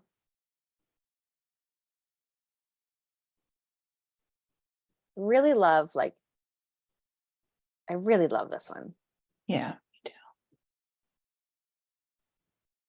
I think it's really beautiful but strong moment. I love a lot of them, but that one, this is a strong interaction. This is beautiful. You know, I like the mix of the details. I think these are fun. It's a little bit different than what you'd see. This one, I would give it a bit of, I would like to see a little bit more room here too. Either more room or more in, maybe it's the opposite. I either want to see more room or less room. Make it about the baby or give it a bit more breathing room. It's like that in between. And I love your like vantage points with these ones. And I just like, and this is actually quite beautiful. But these are my favorites to start with. And then we discussed what I think could be improved on the rest. But I think that you have a really beautiful perspective, and yeah, you're just working on like really pushing yourself at this point. It's not like you're obviously close, you're comfortable, you're in the moments that are, you know, very intimate, and you're not interfering on them. I can tell, like you've removed the feeling of a photographer here, which is really great. That's like what I think you aim at. To me, a good photograph is when the photographer has removed themselves, so it's just the viewer and the subject. So it feels like we're alone with the subject, and that's a metaphorical thing. It's like not a formula that you can apply. So I think that that's really great. You're comfortable in these environments. So now I just think it's pushing towards that extra level of gesture and watching your composition and being really intentional with the composition, so that you're getting across like even more either size, squishiness, you know, relationship, detail, like design, like in terms of the swirl. Those are the kind of things that you're going to be extra intentional about going forward. Do you have any questions? No, thank you. Okay, thanks. I really appreciate hearing your insight. Yeah, great work. Ash, do you want to add anything? No, just your work is beautiful. Yeah. Great job. Thank you. Fun. Thank you Okay, so much for great. volunteering. Yeah, I will stop. Can we take the shortest pee break, and I'll be right back. Yeah, go And for then it. you can share your screen. Yes. Okay. Absolutely. So Samantha and Kat, does it matter who goes first or no? Do you want to go night-night, Samantha? No. I'm not in a rush, so I can go last. Okay. I know it's getting later in Germany. It's fine. I have coffee. Oh, that's good. Okay. I'm just going to pull up the sites really quick and make sure my other stuff in the background is down so that I don't have any distractions. There we go. Oops, now what is with my Zoom? There we go. I couldn't find you all.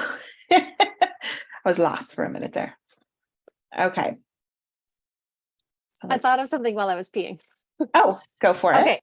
Ebony, one thing in your portfolio that when I walked away, I was visualizing it. You could add, you're very close in almost all of them, with the exception of that time that you were top down. Think about changing up your vantage point in terms of portfolio building.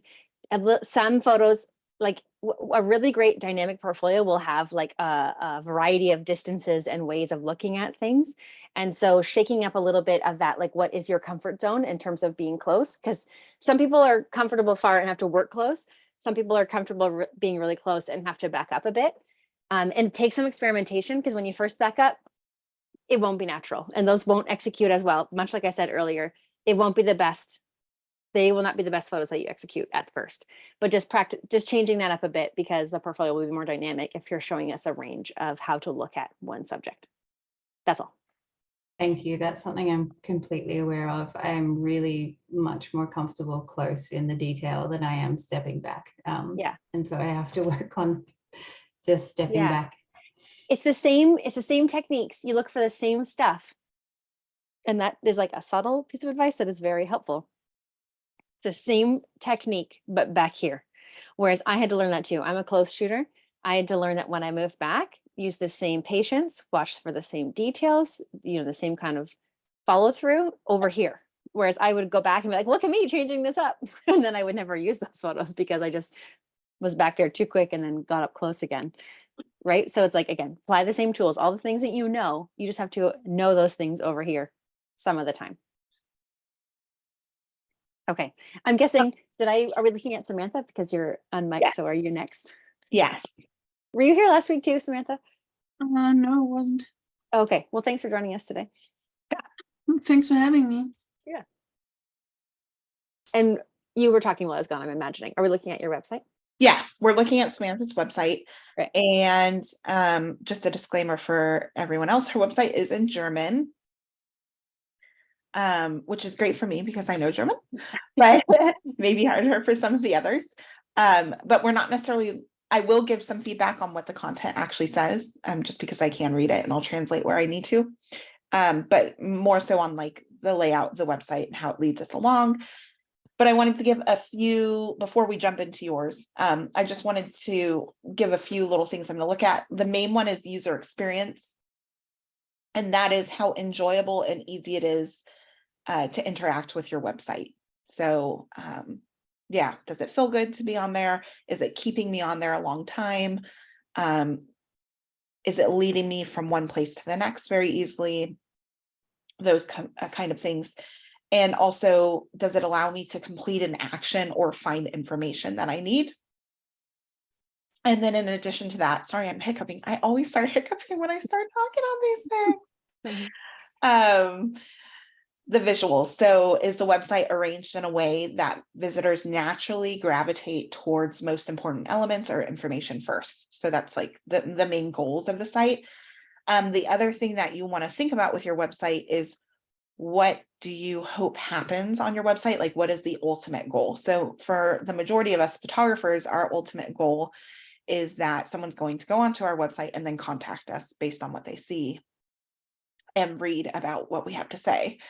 But you can also have kind of secondary goals on there, and that is things like building up your email list or getting them to maybe follow you on Instagram, or any number of other things, right? Maybe if you have a print shop, it could be selling prints. So you can have, a main goal as well as additional goals. And what you really need to think about is how you're going to accomplish those goals. So how are we going to get people to take the actions we want them to take? So, and if anyone has questions while I'm going through, you can, like I said, write in the chat. Samantha, don't know about, damn, I didn't want to show my desktop because it's so messy. Samantha, so here we have for you. And can you tell us a little bit about your website? Like, has it changed at all, or? I've took a course, business for documentary family photography. in the beginning of this year, and it really changed after that. I put more testimonials all over the website. Great. I used more of the teal color, and my phrases changed a lot. So it's still a work in progress, but it changed a lot over the past few months. Okay. Well, it's starting to look good, and I think that's great. I really love that you put testimonials throughout. That's like a huge thing that you can do, that I suggest for anyone. If you have testimonials, then put them on there, because it's one of the best things you can do to create authority in in your business, right? And saying that, hey, I'm legit. People actually like working with me. Okay, so just to give a quick translation for anybody looking here, Samantha it says, so you want candid or unposed photos of, oh no, sorry, let me say it again. Yeah, you want candid or unposed photos at eye level, then you're in the right place, right? Is basically the translation. Samantha, correct me if I'm wrong. It's fine. And I'm thinking, because as I was looking through, I saw you say eye level a couple of times, right? You have it here as well, Augenhöhe. It's a phrase. In the course we had to think about who we are, what values we had, and put phrases together. And on eye level is it matches perfectly how I work, how I see the people. So I use it a lot. Yeah, I like that. It's great. One thing I'm going to suggest just right away, as I'm like looking through and scrolling, I'm going to suggest, I think you have the same fonts going on through the entire thing. Is that correct? Yes. So one of the biggest things that you're going to be able to make, just automatically make your website look a bit better and more professional, is having your header fonts different than you would your regular body text. You could even, for example, with the quotes, italicize this if you wanted to. You don't necessarily have to, but I would definitely choose a header font to make this, feel more catching. And usually having a sans serif font, which is what this is, it can be it can work well for a header font, but when you have that throughout the entire site, it kind of makes things start to blend together. So that would be my suggestion. Ignore my random pop-ups. So yeah, I would start with that. Then I'm just looking at a quick overview, just doing a scroll down. And the thing I like here is we have some calls to actions happening, just for anyone who wants to know what this says. It says, then like send me your questions now without No strings attached. Yeah, no strings attached. That's a good way to put it. Yeah. So so that's a call to action. Samantha's telling them exactly what she wants them to do. And then we have here another call to action, learn more about me. That's great too. You have your awards showing up here, what you've accomplished. Again, that creates authority. And then down here, I see we have our albums kind of going on. Now, when I had done a quick look right before we got on, and one thing that I wanted to mention about being able to go to these albums is initially I wasn't sure that these were clickable, like that they were for you to click. So again, a way that you can make these look more clickable is to make them as buttons, or it could be just a matter of changing that font, could give a different feeling. That would be my suggestion, because at first I just thought it was some kind of like graphic layout you were trying to show here. Jenna, do you feel, any thoughts on that, like, or am I just lost? No, I think you're doing a great job. I was just answering a question in the chat. Okay, but I trust your font feedback more than mine. Okay. Ashley teaches business, just to be clear, and then I teach the photography aspect. We overlap in terms of like giving advice on each, but she is the expert on this. Thanks. Yeah, so that would be, again, something I would say. The other thing I would consider, and I'm trying to think of a way to say this that doesn't sound like I'm being, I don't know, like I don't want it to sound like come off the wrong way or mean, but I think the size of the fonts here, like especially in your navigation at the top, is kind of making the website feel, it almost reminds me of like, God, what is the word I'm looking for? Like that, a slight bit of, what is that old, like, do you remember? I can't think of the program now. You know that, like, was it Paint? No, where like people would use words and just like paste them on. So I think just for a little bit more like of a professional wise looking thing is having this a bit smaller. Just, it doesn't have to be a ton, but it just, everything feels really big to me. And so it makes it feel like, it could be visually better balanced. The other thing I'm going to suggest here is adding some space. Mhm. Let me ask you this, what is your website built on? I use WordPress and Elementor. Okay, yeah, so all of these things will be really easy for you to implement and change. I love that you added a video, or you have, I think you added a few videos to your website. I think that's amazing.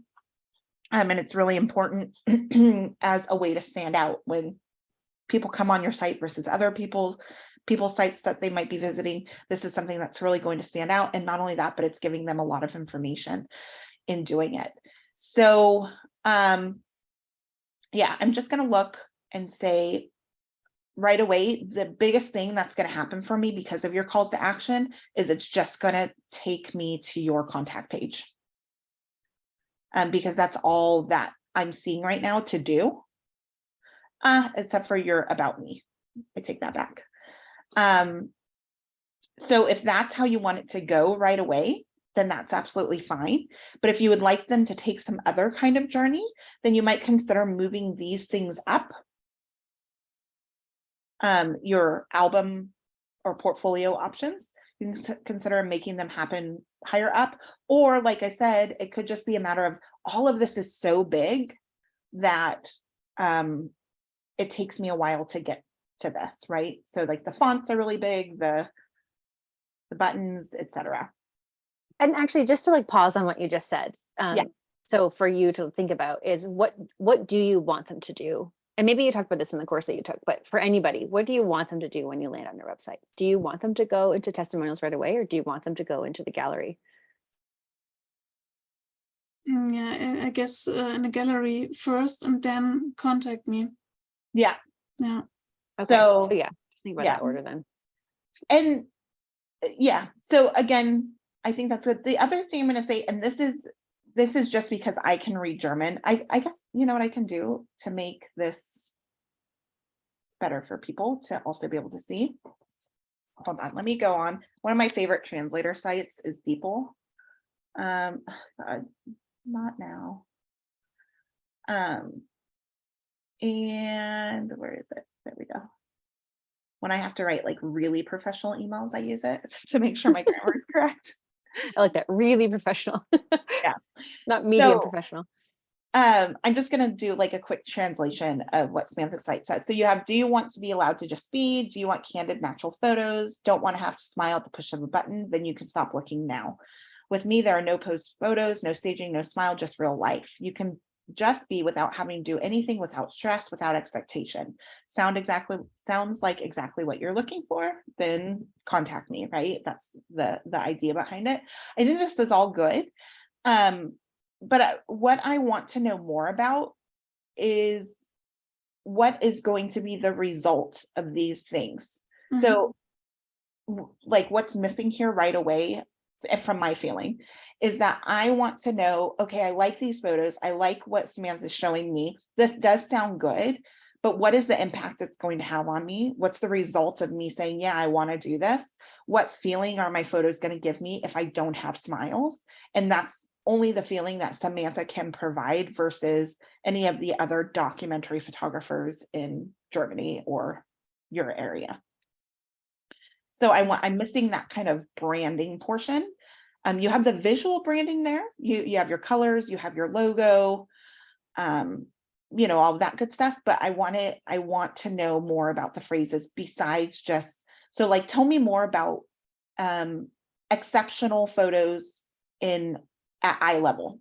Tell me more about what that means, or why they're exceptional photos at eye level. And to be honest with you, when I saw this at eye level, I thought of this in like a deeper way. And this is just me like putting my own poetry on it. I was like, oh, at eye level, she's meeting them where they're at, right? Exactly where they're at in life. Like, so I'm taking this in like a more fluffy version, and maybe that is what you mean, or maybe you're being more literal about it, but tell us what you mean. Yeah. It's not meant literal. It's I try not to judge in any way. I don't mind how they live, how they dress. It's perfectly fine if they are happy. They don't have to do anything. So it's meant in that way. Yeah, perfect. Okay, so that's how I was taking it, but I want you to then tell me that. Yeah. Here. Okay, Right. and so just to clarify, you don't have to on the spot come up with all this copy, right? No, You'll come away and think about this, but so I'm just gonna like pause on what you said again. I'm not saying anything new. I'm just gonna rephrase it to like emphasize, because I think it's really important what you just said. If you're okay with me doing that, is the reason being is that all of us want candid, unposed, natural images, right? And so what is it that the families that go to you are going to receive? Much like Ash just said, well, exactly what Ash said, but what is it they're going to receive from you? And like, what is it that speaks to you about these like family life, and what kind of things are you going to reflect back to them? And having consistency in both your images and the words, or you're just going to convince them it's like across the board, they're going to be hit over the head with that branding stuff everywhere. And they're going to be like, yes, I do want, photographs that, now I can't think of it, but like whatever it is individually that you are going to offer, your words will reinforce that, right? And it's very much about, so that it's almost like the candid stuff is like how to prep them, but now tell them about, like exactly what Ash said, the result and how it's going to feel, and what they're going to get from you. And the reason being is that we all want that. All documentary photographers want the same thing. So you've got to stand out amongst all the rest, especially as it gets more and more popular. How can we keep you standing out? Let's give that some thought for everybody. But yeah, I mean, you can't on the spot. I can't even think of it on the spot, but like, no. It's one of those, it'll take time. And I think, thank you for translating that for me, Jenna. Well, I didn't even translate. I just emphasized it. I just want to say, like, so we can hear it twice, because I just think it was really important what you said. Right. And just to say that because we all want that, right? We all want the same thing. So it's like, okay, now if someone is searching between 5 documentary photographers and they all say you don't have to smile, the person they go with is going to be the one that says, and here's why you don't have to smile, because as a result, we get, blah, blah. Right. Blah, and I'm going to show you that your family, blah, blah, blah. And I'm going to, it goes on and on. And so all the reasons. We need to have the impact of what it is you do. Yeah. And the idea is your photos match that impact. Yes. And that's exactly what I was going to say. Your photos match that. So your first photograph, it's a really cute photograph. Do you have, like, I think it's really sweet. I love the tongue. It is really sweet. But is it, and there's no wrong answer. Do you have a reason for picking this one first? I switched it a lot because I'm not certain what picture to pick, because it has to be a strong photo, but it also has to match with the whole graphic stuff. Yeah. Right. That's really, really hard. Yeah. Okay, so I wanted to be a family photo because I cover family, wedding, birth, business, but my main focus is on families. But it's really difficult to pick the first picture. It is. Okay, so everyone's first picture is the hardest, right? So it especially because it has to fit within the stupid graphic, whatever size you're working with, right? Which drives me crazy. But what I would encourage you to do is this.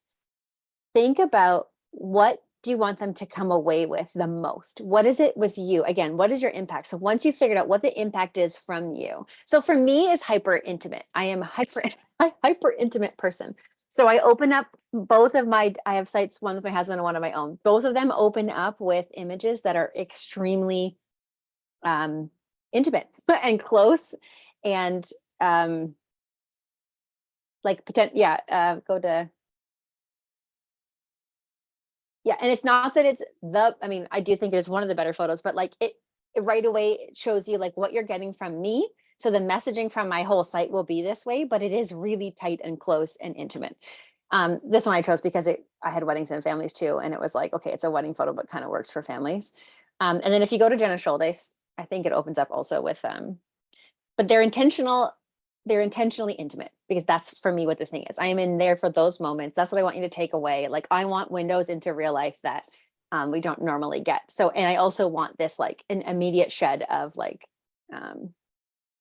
clothes, sometimes literally clothes. So I have this very purposely, and this is what it is from me. Like I do take other photos, I do take fun or emotional or whatever, but intimate is what mostly Jenna Shouldice is. So that matches me. So what is it for you? What is Samantha? And if they only see one photograph, it doesn't have to be the best, but what is the most true to you? And then what'll happen is it helps if it's your best. If it's, it's like a very unique and true, but if it is your best, ideally it speaks to the most you thing anyway, right? But they're going to associate that with your name because your name's right there. The image is right there. So when they look at the 5 other people in Germany, they're going to come back to the right clients are going to come back to the one that matches your image and your name because they're going to remember that. So just keep that in mind more than the graphic, even though the graphic obviously plays into it. Just think about your takeaway and your impact because that's the most important thing. And that could mean, Samantha, that if you can't find an image that allows you to do this graphically, like an overlay here, you have that information above the image or right below the image, right? Because this information, I should also translate this really quick. This is a documentary photography and videography in Allgäu. Did I say it right? Allgäu. Allgäu. It's the very south of Bavaria. Okay. But this is also really important information. One of the biggest things I see lacking on people's websites is where they're located or where they're serving. So this is really important. It's also important for SEO. So great that you have it. But again, if you can't find that image that it's just going to pull us in, et cetera, because these words aren't going to fit on there, then just make a different design choice, right? Right. And that solves that. Okay. Yeah. So the other thing I wanted to mention, and again, I just read through this really quickly, and I'll give our friends watching us go through this. This tells all about Samantha, which is great. And it talks that Samantha does unposed photos at eye level that are authentic. That don't need to be posed, and no button needs to be pressed for someone to smile. And then it goes on about how long Samantha's been doing this, etc. All of that is great information, but especially on our homepage, again, we want to make this more about them than it is about you. Right? So, and the way we make it about them is we say, hi, I'm Samantha. I've been photographing since 2018. And I'm an award-winning photographer, right? Like all of that information. And then we say, I'm driven to make photos that, and then we tell them what kind of photos we're going to make for them. Because then it turns it around about them that make you feel, and you want to speak directly to them using words like you,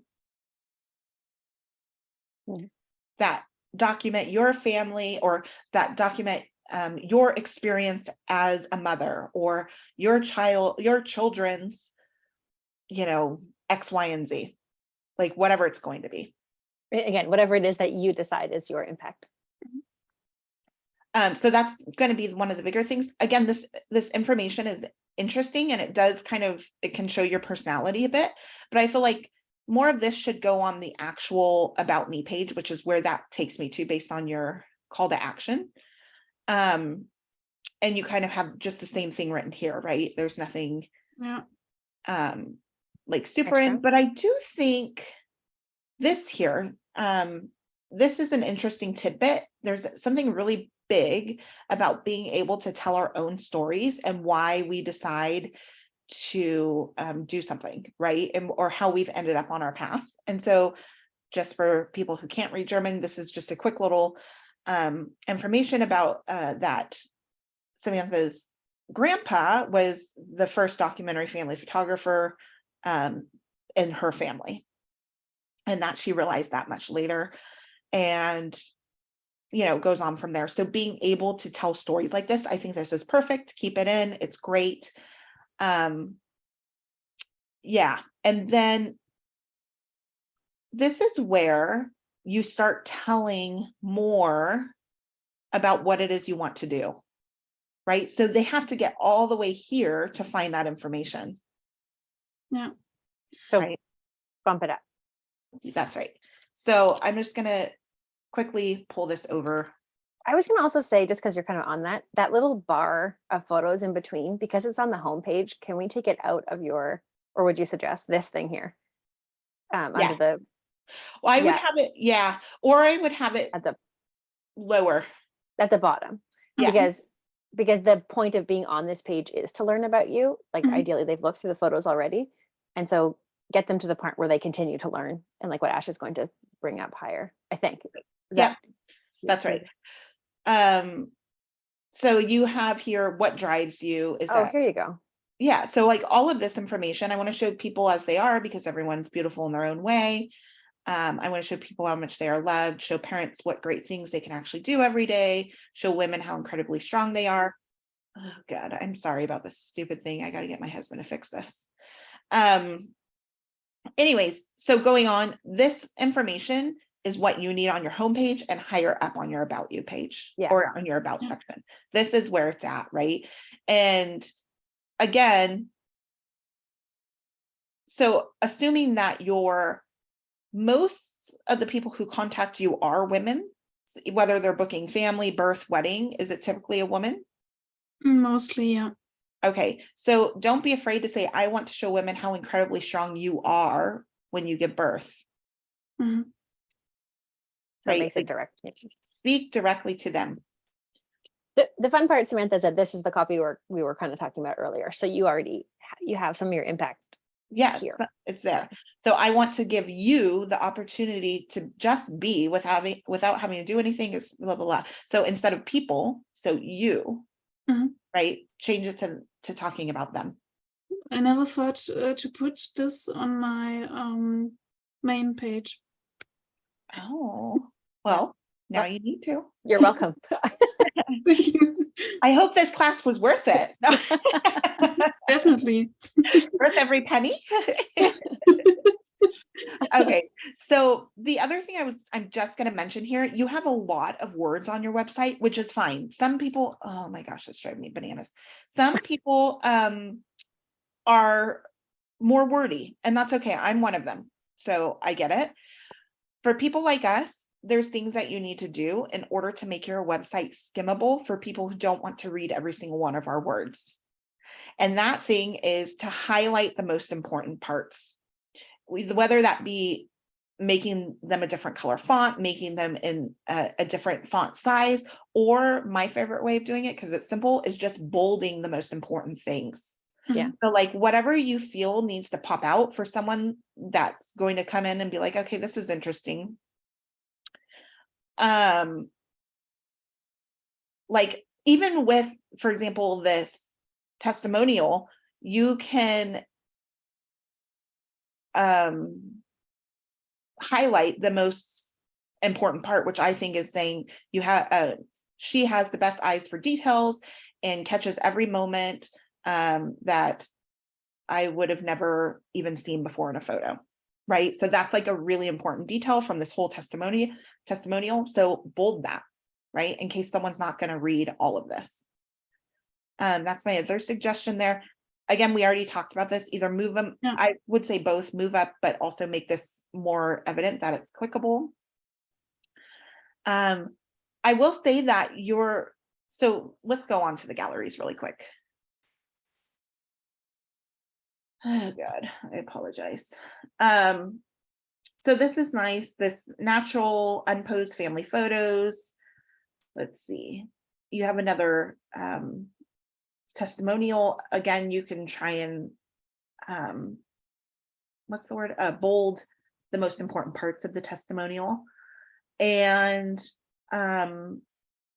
so here you have the information about what happens in a documentary session, and how that can happen. And so people can watch this video to get the information. Again, I think it's great you're utilizing video on your website. It's not, we don't see it happen often. And so behind the scenes stuff is really good to have on there. Let's see.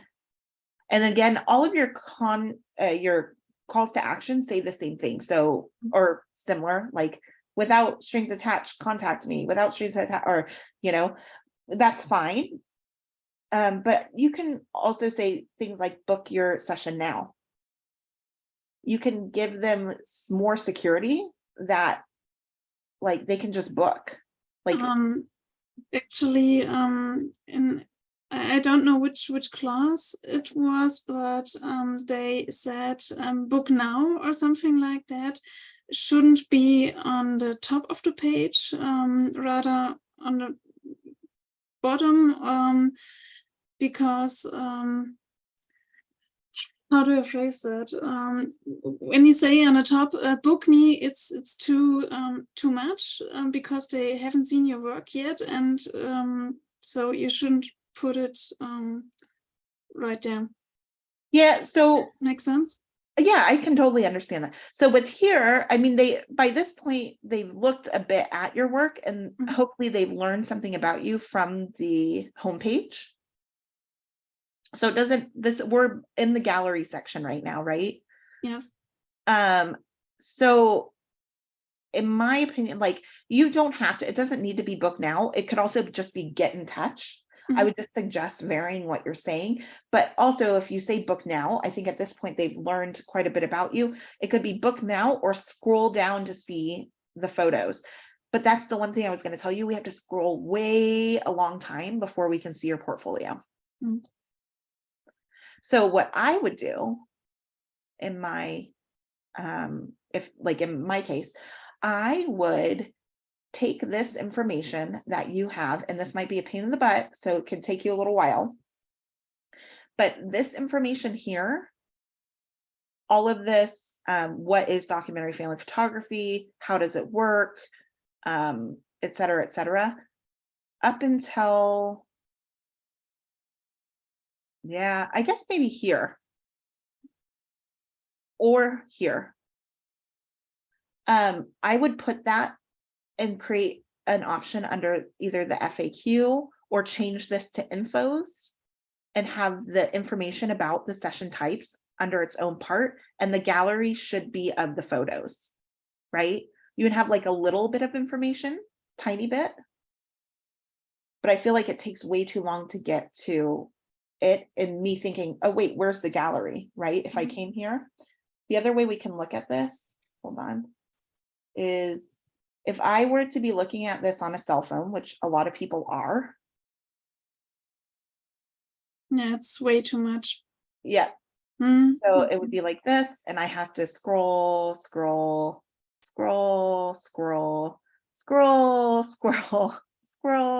Oh, here's the gallery, right? So it just takes too long to get there. Okay, so, and I'm assuming that, oops, let me go here. The structure is quite similar.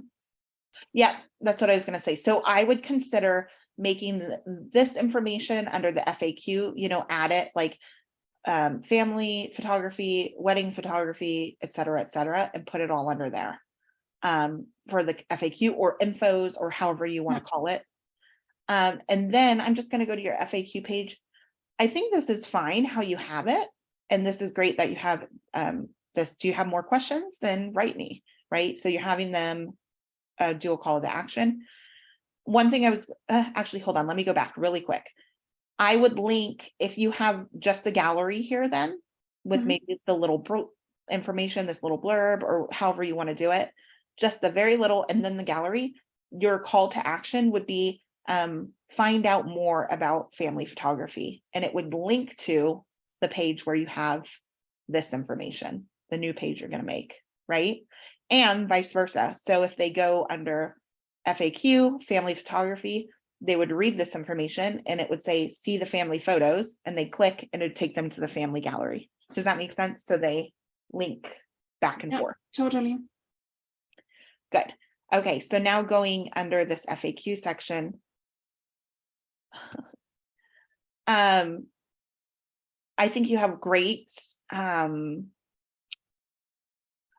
frequently asked questions. I've read through, it's the typical stuff. Especially important for Germany. Are my photos going to be on your website? Yeah. Germans are very, very private. So I think this is great. I don't know how I feel necessarily, and Jenna, you can chime in on this. I feel almost like the page is a little bit sterile. Like make it a bit warmer.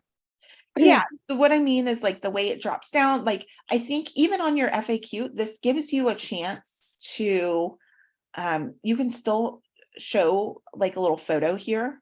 Yeah. Or put something in between, just so it doesn't feel so like, Yes. yeah, sterile, I think is the word I'm looking for. And then I would pick photos that emphasize some of the answers to your questions, right? Yep. So if you're saying about how it's a natural day and unposed, make sure it's like very unposed that's going to be on that site. People enjoying themselves in settings, or I can't tell what these questions are because they're in German, but photos that support whatever the German questions are. Right. So like what should we wear is one of the questions. And you can have the kids dressed like super silly. It could be people in pajamas, like whatever, right? Just to make it a little bit more friendly. Yeah. So just everywhere you go, I think if you're emphasizing all the same ideas, the more the better, right? You're just hitting them over the head with your points, your concept, the way that you're going to approach it. And so your photos help do that with your words. So I agree. Maybe, and it not like you have to have a photo for every answer, but like maybe in between each chunk. Yeah. No. And one thing again, it could be because this font up here feels so large to me. So I'll want to look at it once you fix it, but I feel like we don't have enough breathing room around a lot of these things. Like everything feels a lot of information and really crowded, right?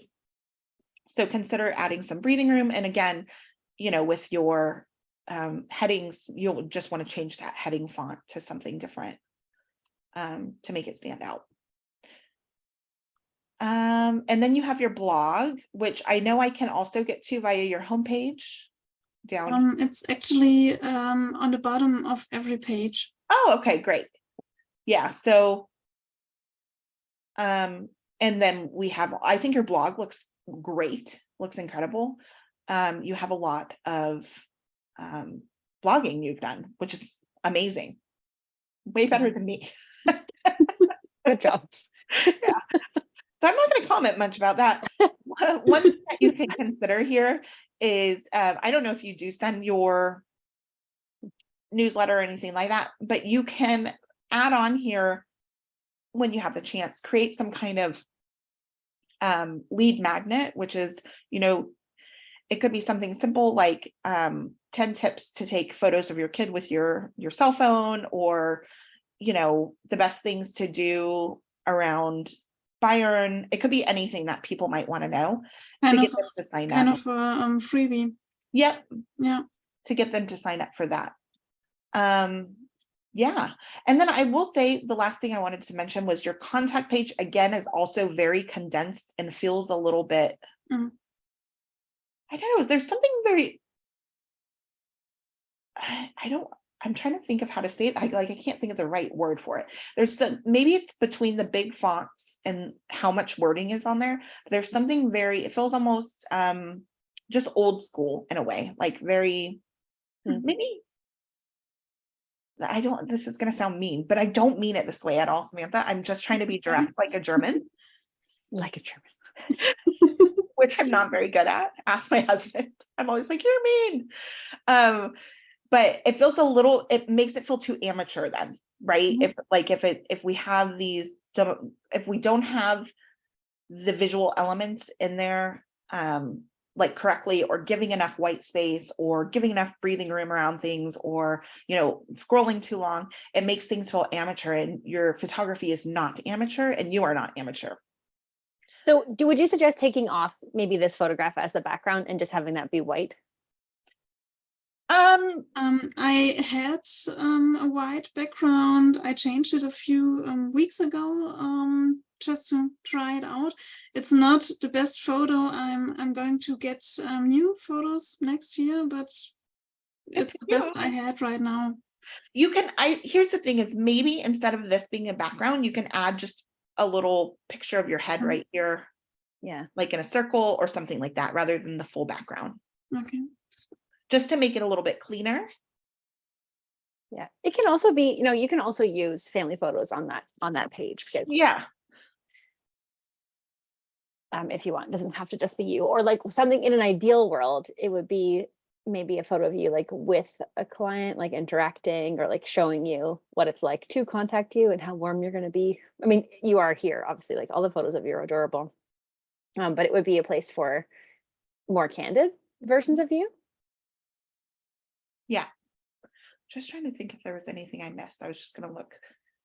Yeah. So the other thing, just again, think about where you want people to go. So even on your About You thing page, you can add in, there's definitely room for buttons and calls to action to lead them other places. So like find out about the sessions could be one, and it could be a button that takes them, to the family FAQ, or like whatever it is you want to direct them to.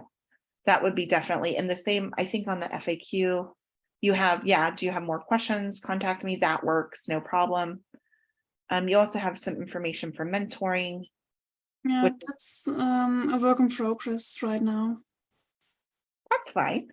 That's fun.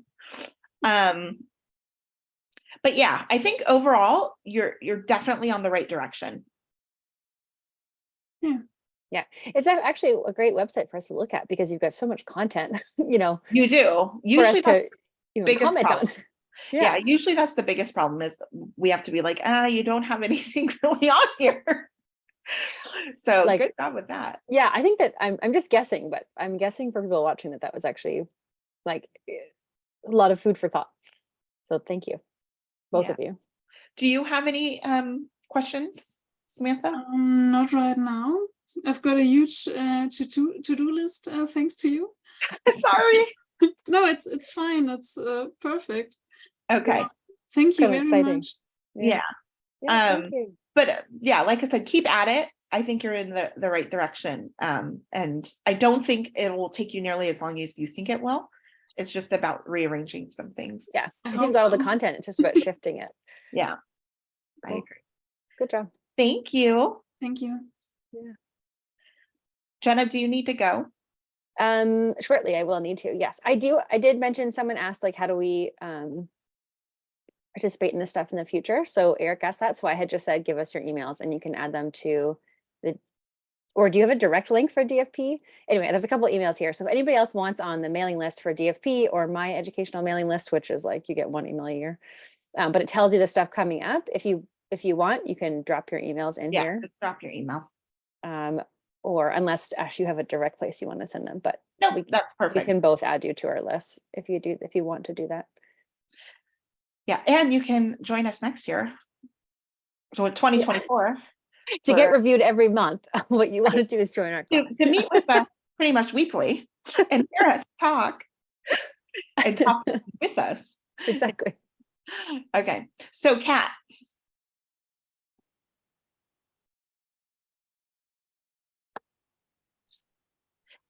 Hi, Kat. So Hi. Kat is one of our NMFAers, our No More Effing Around students that was with us this year, 2023. And Kat, tell us when you've updated your website recently, I see, I mean, in terms of some of the wording and things like that, tell us a little bit, like what's going on, etc. Well, see these two sentences right here on the cover. Yeah, I've changed those about 150 times. great girl. I'm I've just been wrestling with these, kind of trying to make it succinct of what it is, trying to get to the point where I am, what people are looking for. Yeah. Okay. And I've been playing around with oh, it didn't update. Can you hold on a second? Yeah. Okay.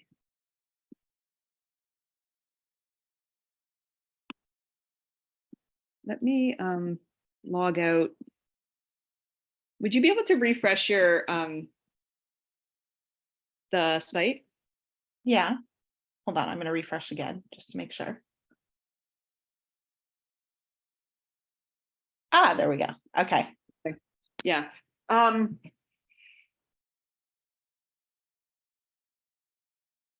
Okay. Yeah, so I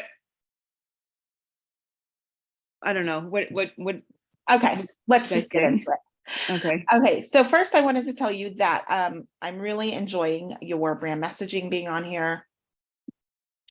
So Catherine, how do you pronounce your last name, by the way? Kasha. That's what I thought. But I was like, what if it's a hard Yeah, Okay, Cassia. Family Photography offers radically real documentary family photo sessions in Toronto and beyond. So what I really like about this is you are right away, people know what it is you're doing and where you're doing it. And they also are getting a taste of your personality just based on this word radically and real, right? So Beyond Candid, here is your brand statement. We get to see it right off the bat. So people know what they're stumbling into, transforming the way you see and value yourselves and your family as beautiful and worthy exactly as you already are. Perfect, beautiful, lovely. You don't need to change it anymore unless you get the wild hair and decide you want to. okay, that's good to know. Thanks. Yeah, I think it sounds great. So the first things I was going to say is I do enjoy these images, but I do, again, like I'm like, okay, what's happening here? Like I'm Yeah. just like scrolling. So I would either suggest a few different things. One, you could make this like just a tiny little, what's the word I'm looking for? Like a little gallery here of images, but I'm not sure if they would play out the correct way that way. Mhm. Or they just feel really, really big when you already have one main Yeah, image, agreed. you know? Yeah. So I would consider the layout of how these are working. Yes. And then in comparison, Right. you know, we have like your really little button here. So if I wasn't like fully aware, I would probably just keep scrolling and miss that whole Yeah. thing, right? Okay. Yep. Yeah. I So didn't realize it was that small. Gosh.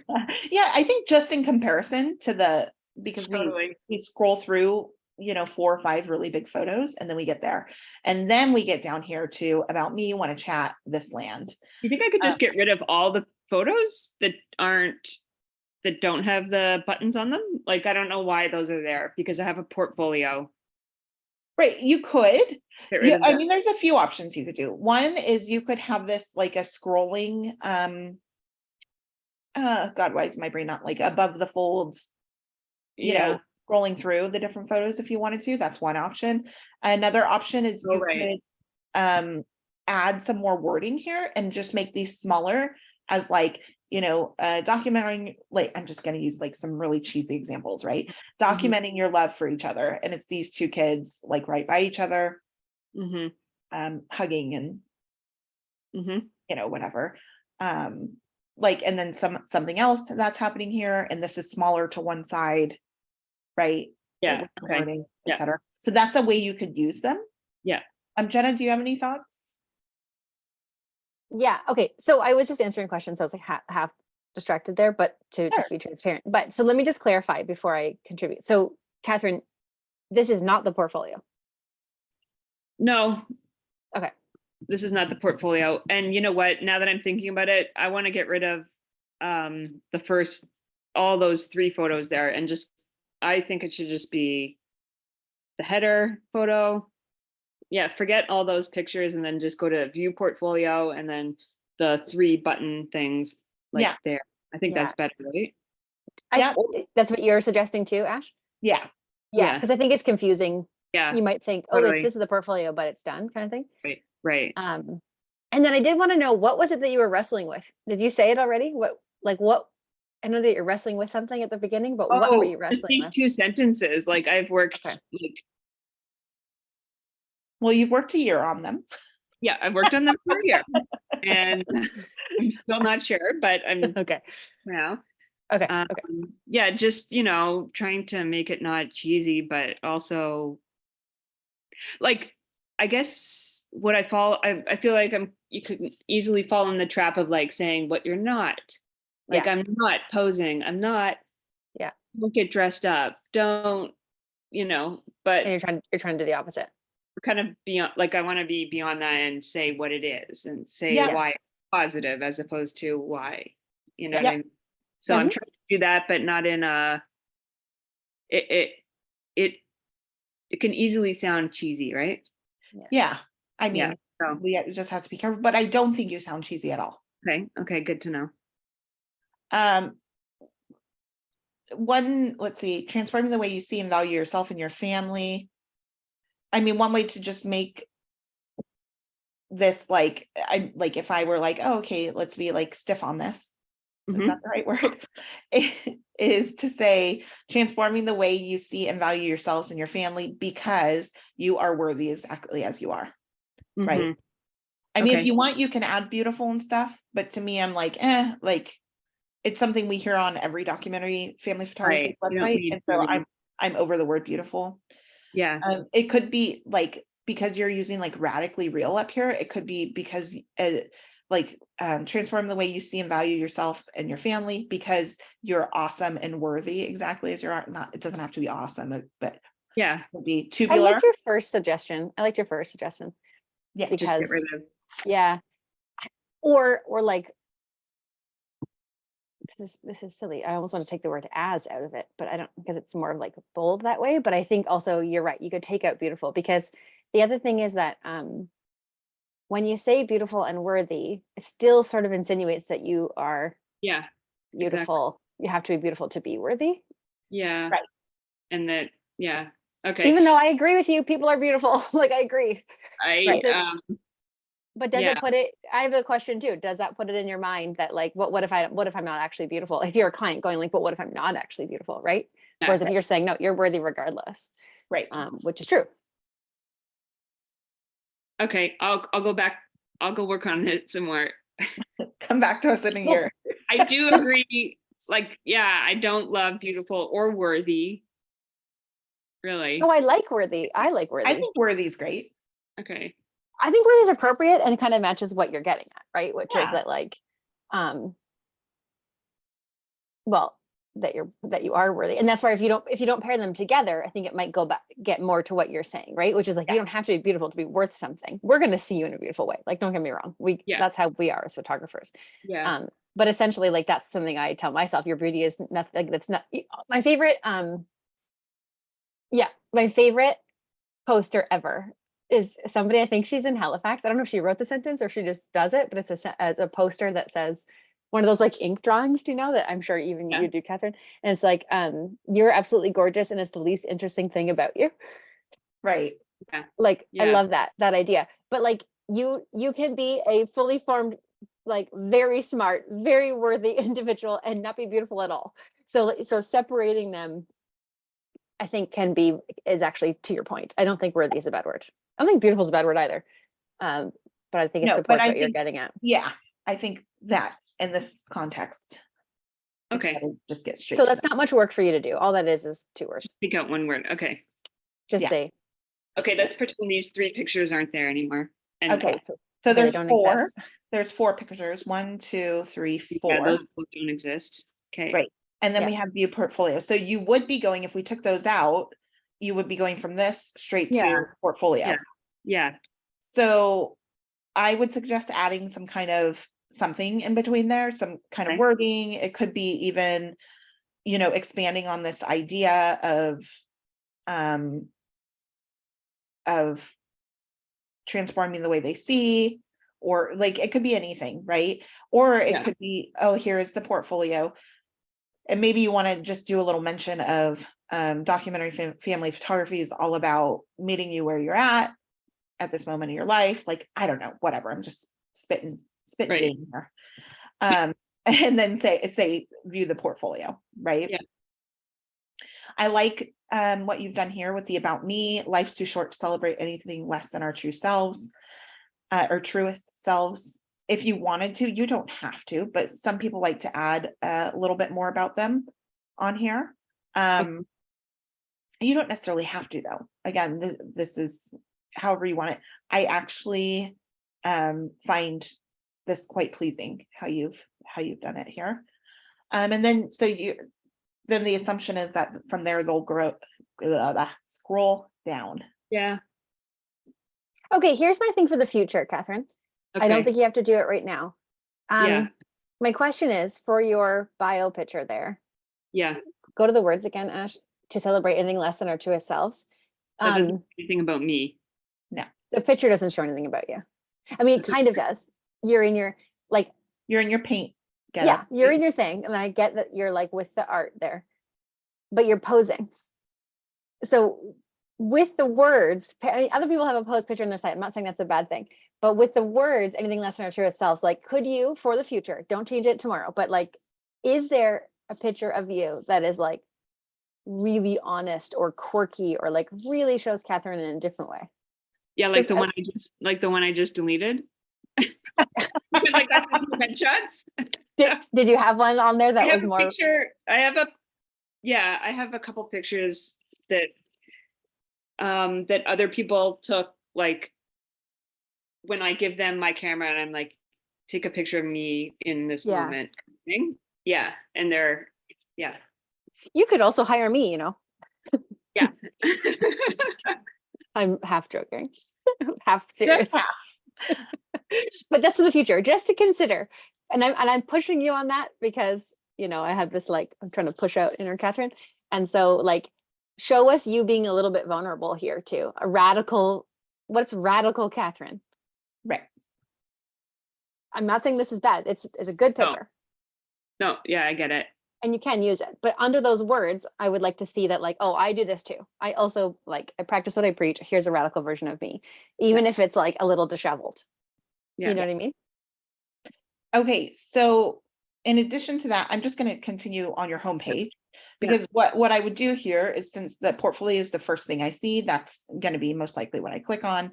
And then there's a big possibility I'm not going back to this homepage again, right? Mm-hmm. But so I'm going to just keep scrolling anyway, just to have a look. One thing before I forget, I'm going to mention it right now. Mm-hmm. This is just a suggestion. You don't have to do it, but if you can avoid it, have your Instagram on other pages, Okay. not on your homepage. Okay. Yeah. The reason is this is directly taking them then off of your site, Right. and you block them, right? Yeah. Okay. So that's kind of my feeling on it. Okay. You can put it on your about, you can put it like I said, any other pages. Just on homepage, I'm always a little cautious with Okay. Yeah. we want to keep people on our site as long as possible, right? Right. Okay, so that's that. And then, okay, let me look at portfolio, because that's what our first intention was. So, Did that not work? no. So that's Oh. one thing you could fix. Here's some feedback. I hope that this free lesson was worth it for you. Hi, Winnie. Just like this. Oh, okay, that's not good. I mean, But- it's an easy fix. Yeah, Right. but you can just go up to the Yeah, I will. right I will. now. Yeah. But Okay, yeah. so portfolio. And then so Samantha, just briefly, really quick, you can see here, this is Kat has taken our year long, and so she knows a lot of this about talking directly to the client. She does a great job here of doing that. So I make pictures that match and deepen your appreciation of who your children really are, right? So talking to the client. That thread, or the thread that runs through my work, is embracing what is often overlooked and imperfect. Under what is perceived as not beautiful is almost always beauty. Seeing this as a gift, I'm drawn to joy, humor, connection. I vote for tantrums over bribes, superhero get-ups over matchy khaki, real cries over fake smiles, honesty over perfection. Let's skip the performance of traditional photos session and surrender to the beauty of what really is. I mean, the way I just read that is really good. Sorry, I didn't mean to say it so drab like. Kat, one thing I feel like is that, is this Squarespace? Yeah. Is For this some all reason- sorted for you guys too? Yeah, so I was going to say, for some reason, your photos are super stretched. Yeah, this is not how I'm seeing it on my, this is not what I'm seeing on my, Mm. that's weird. Yikes. Okay, hold on a Yeah. second. So if it's doing it on mine, and mine is the master of all computers, I'm just kidding. Mhm. Yeah, so something's wrong with either the responsiveness. Ugh. Yeah, I'm not sure what's going. You know what? Let me try. I'm going to refresh anyway. Yeah, No. not my portfolio. I mean, it is, but oh my God, this looks horrible. Come join us for a year. That's Listen, what's perceived as not beautiful is always beautiful, Catherine. So great. Wait, okay, this one's looking a little bit. Nope, still stretched. Either way, I would suggest fixing this again. The advice just keeps coming. this is an easy, easy feedback. Although, yeah, I'm not Well, sure. we can, okay, so fix that. We can extrapolate on what it looks like. Right. Again, I would consider, if you're going to have photos that are one after another like this, is this how they were, or did you have them in a grid, or? No, this is how they were, but I am thinking I should change it to like a click through, right? Yeah, some either click through or Yeah. something, Or a because- grid. Yeah, or a grid, or Try both, Catherine, and see which one gives you the greatest impact. Yeah. I know Okay. I keep saying that, but like try the click through and then try the grid to see, because maybe all at once we'll get the feeling of all that tantrum and realness. Yeah. it's weird Um, because these ones are showing up fine in terms of they're not stretched, Hmm. but I still feel like it's too big how it is, right? Yeah. Like it's Yeah. too, Yeah. especially Yeah, it's for too hard to birth. see the whole photo, right? Yeah. Yeah. And I Yeah. especially feel like for birth, because it's such hard lighting, like, we have to shoot with really high ISOs and stuff like that. It's hard to view these photos like this big, Right. right? Yeah.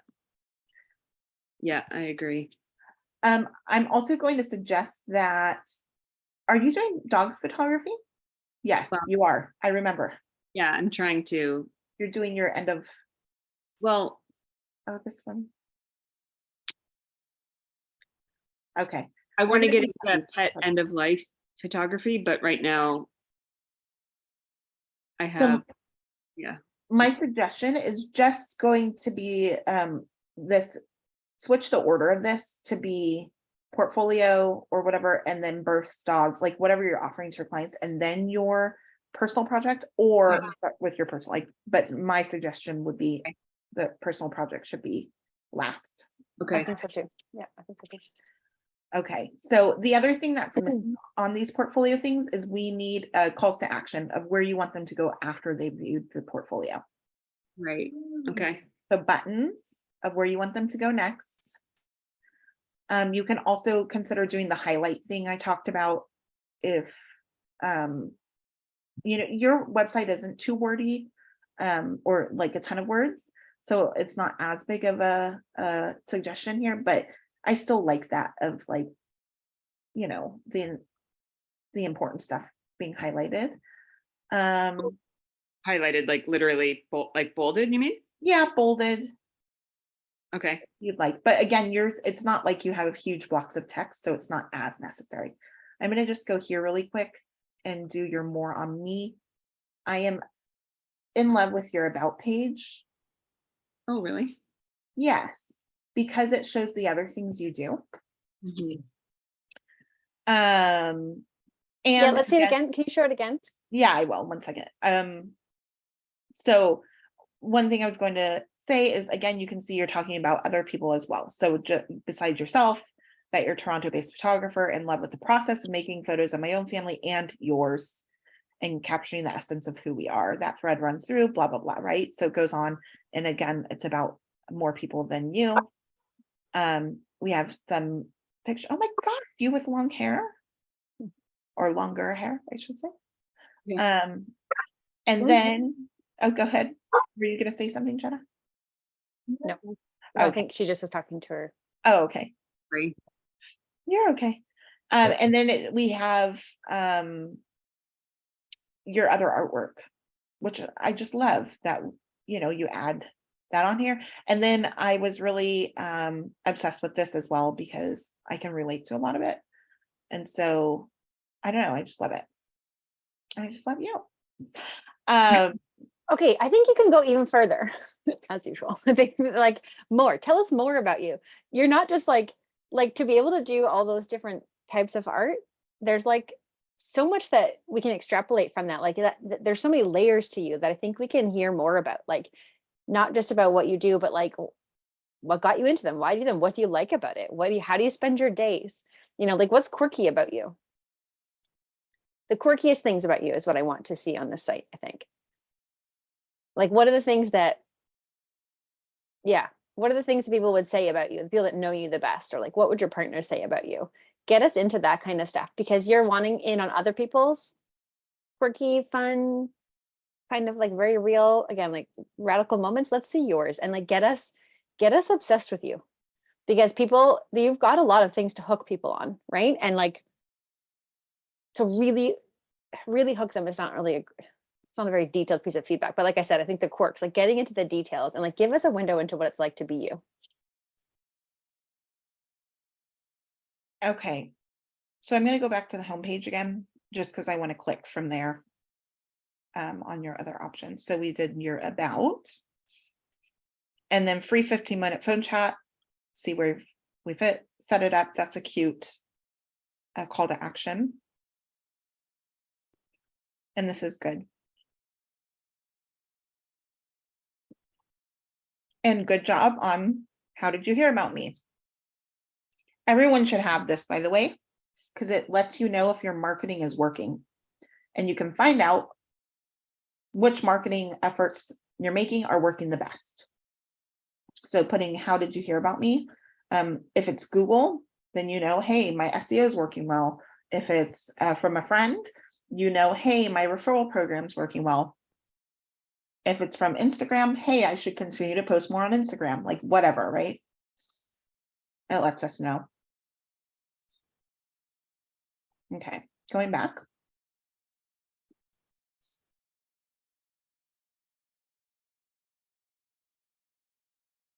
So this isn't linked, Kat.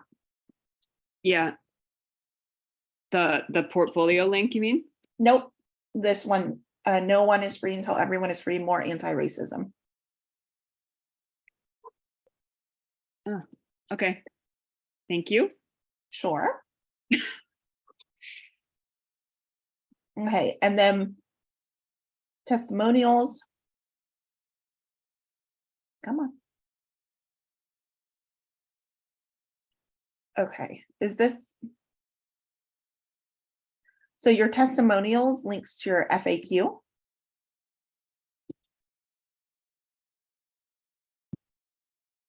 And I think you want to go to your testimonials, right?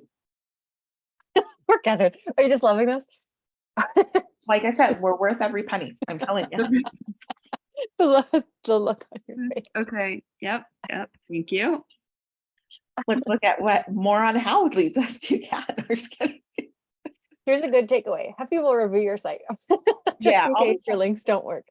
And this Okay. happens to everybody, Catherine. Everybody this happens to. Everybody. Okay. Just sometimes these things go to what we don't like. And also you're in it so much, you're looking at one thing. So you have people check out your stuff. That's how it works. So don't feel Where bad. did this link to? More kind words link to FAQ. Okay, so that's not what we want. Okay, and this one leads to where it goes. This is good. So how sessions work.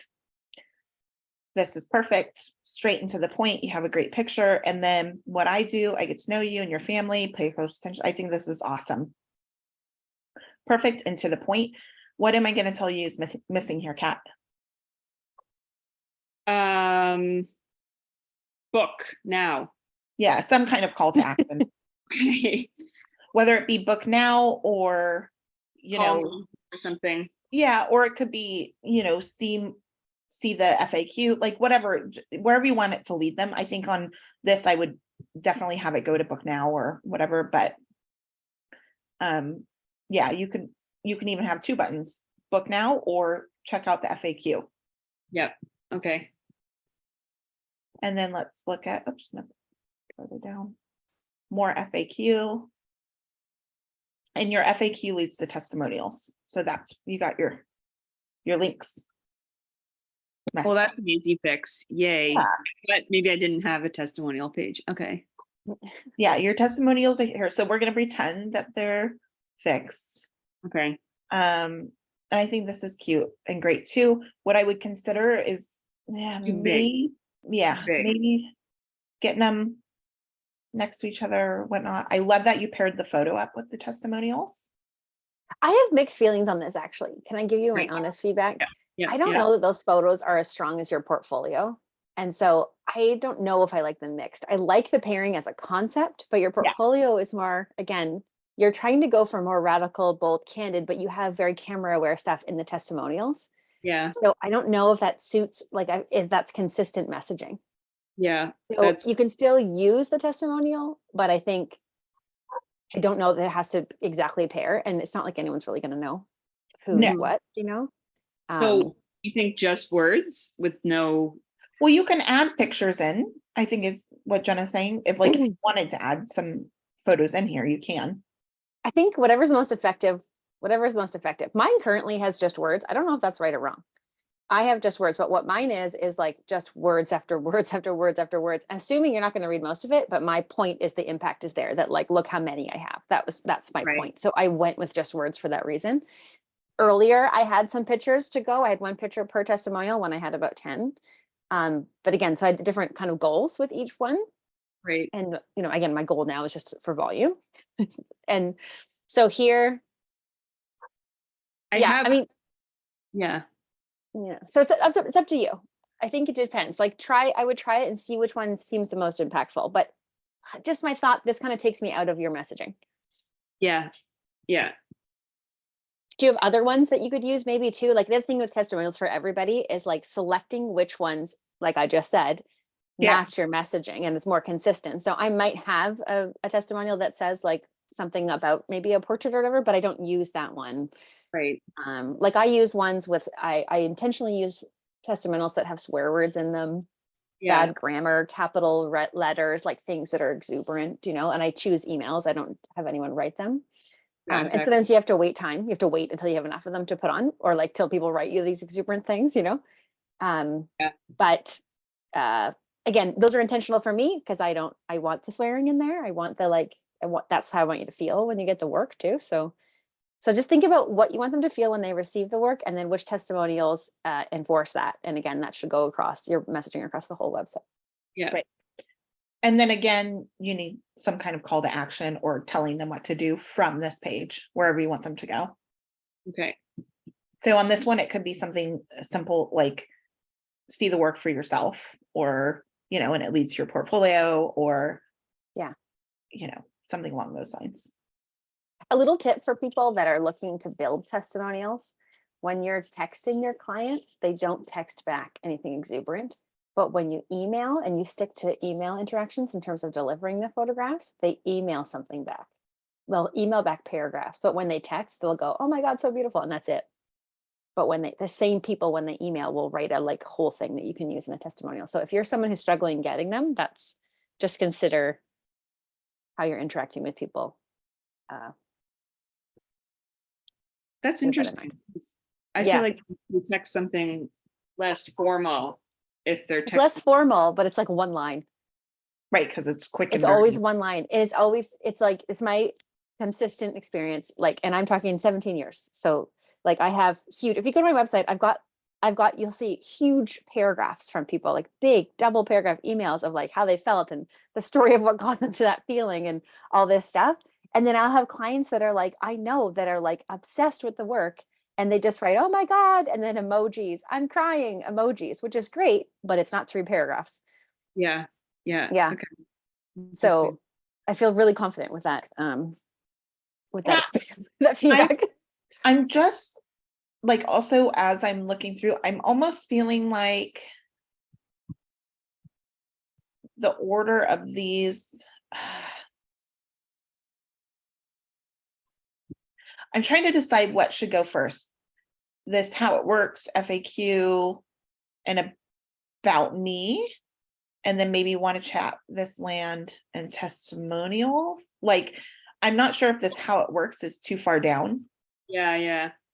Maybe about me, how it works, FAQs first, and then Yeah. testimonials Yeah, and want to chat. right. That makes more sense. Yeah, I'm gonna make sure your get in touch button works. Oh my gosh, it does. Okay. Okay, and then same advice that I gave Samantha about the subscribe. You already know this. If you want more subscribers, have them do an opt-in for a newsletter, or sorry, a freebie of some sort. The other Yeah. thing is you don't necessarily need to have a subscribe page. If you want, you can just add the form here, where it'll be named. Okay. So on Squarespace itself, Yeah. on the block, that might also to be able to kind of minimize how much we have to scroll down on this. I mean, I did have a thing. It was supposed to pop up. Did you see that when you first Nope. opened it? I You don't, did. I don't believe Oh. that pop-up came up. Or did it? Did anyone else see it? I think it was my pop-up telling me to, Oh, yeah, okay. update my computer. Okay. So put the whole form. Okay. Yeah, I mean, you don't have to. It's just a suggestion. No, I like that because it's one less step they have to take.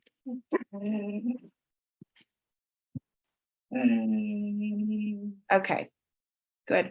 And other than that, I'm thinking it's good. So biggest thing, calls to action on every page of what you want them to do next. Doesn't have to be contact you, but where you want them to go, and to kind of guide their process along.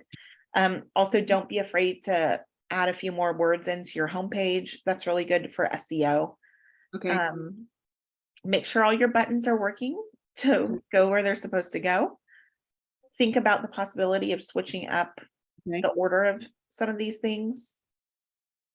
Switch up the order under portfolio. So, oh, you already did it. My gosh, you're fast. Jenna's suggestion with the photo of you, as well as the testimonials.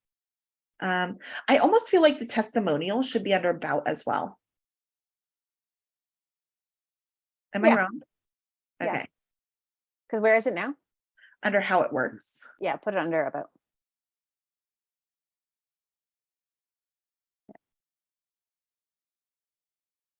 Okay.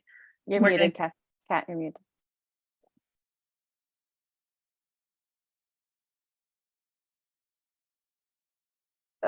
We can't hear you talking.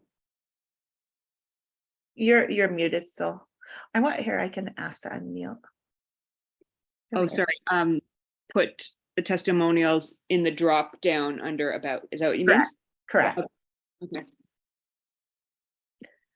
So it'll be about testimonials and then land acknowledgement. I think it's the best order. Okay. Yeah, and other than that, I mean, we had the couple of suggestions for the testimonial page, how it should be laid out, what you should take here. Jenna wants to see more of your quirkiness. I find that this here told me everything I need to know. Okay. I think it's great. You can definitely add your website is not Add. wordy. What's It's that? not, It's not wordy. So Oh. if you want to add more words, it's not going to hurt you at all. In fact, it might help you. okay. I just think we want people to get like hooked and obsessed, you know? And so I just know that there's more than just the art you're making. It takes a lot to make that art.